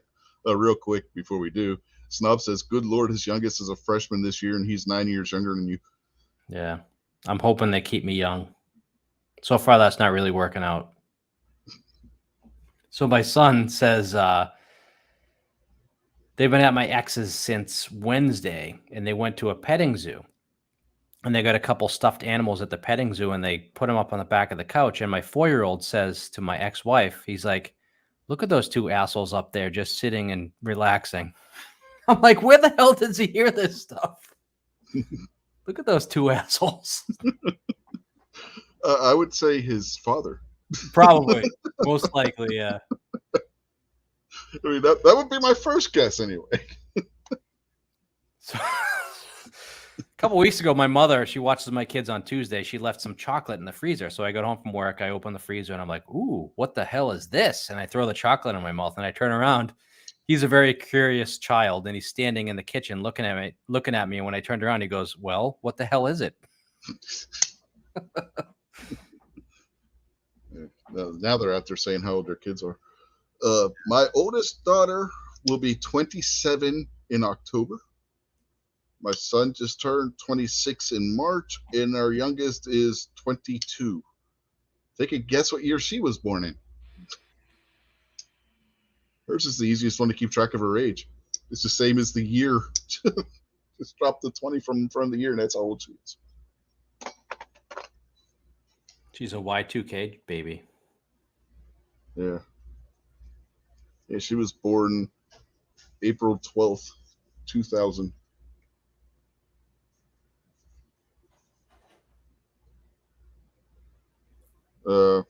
No, we weren't. Snob was. We weren't. I'm going to be, I've got it all. I actually have the video all edited and whatnot because I was doing that earlier today. And I'm going to release it probably tomorrow morning. I'm just trying to think of a thumbnail for it right now.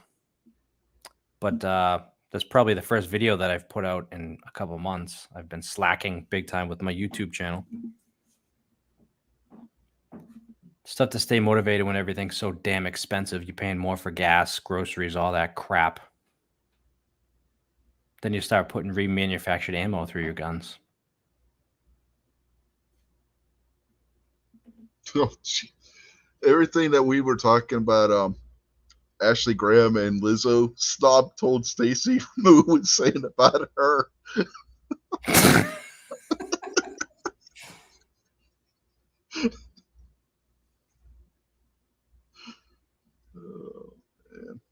Anyway, yeah, we do need to wrap this up. So, final words.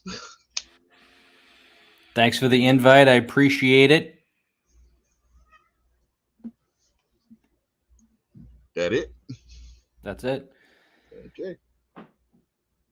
So on that note, we will bid everybody adieu for this weekend. The weekend is officially over in 3 minutes here on the East Coast because it will now be Monday.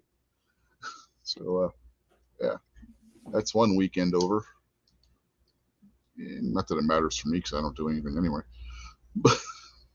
But yeah, we'll leave you with this little outro, and then we'll see y'all sometime during the week, probably during Gizzard Show on Friday for sure. Well, I shouldn't say that because there have been episodes that I have missed recently.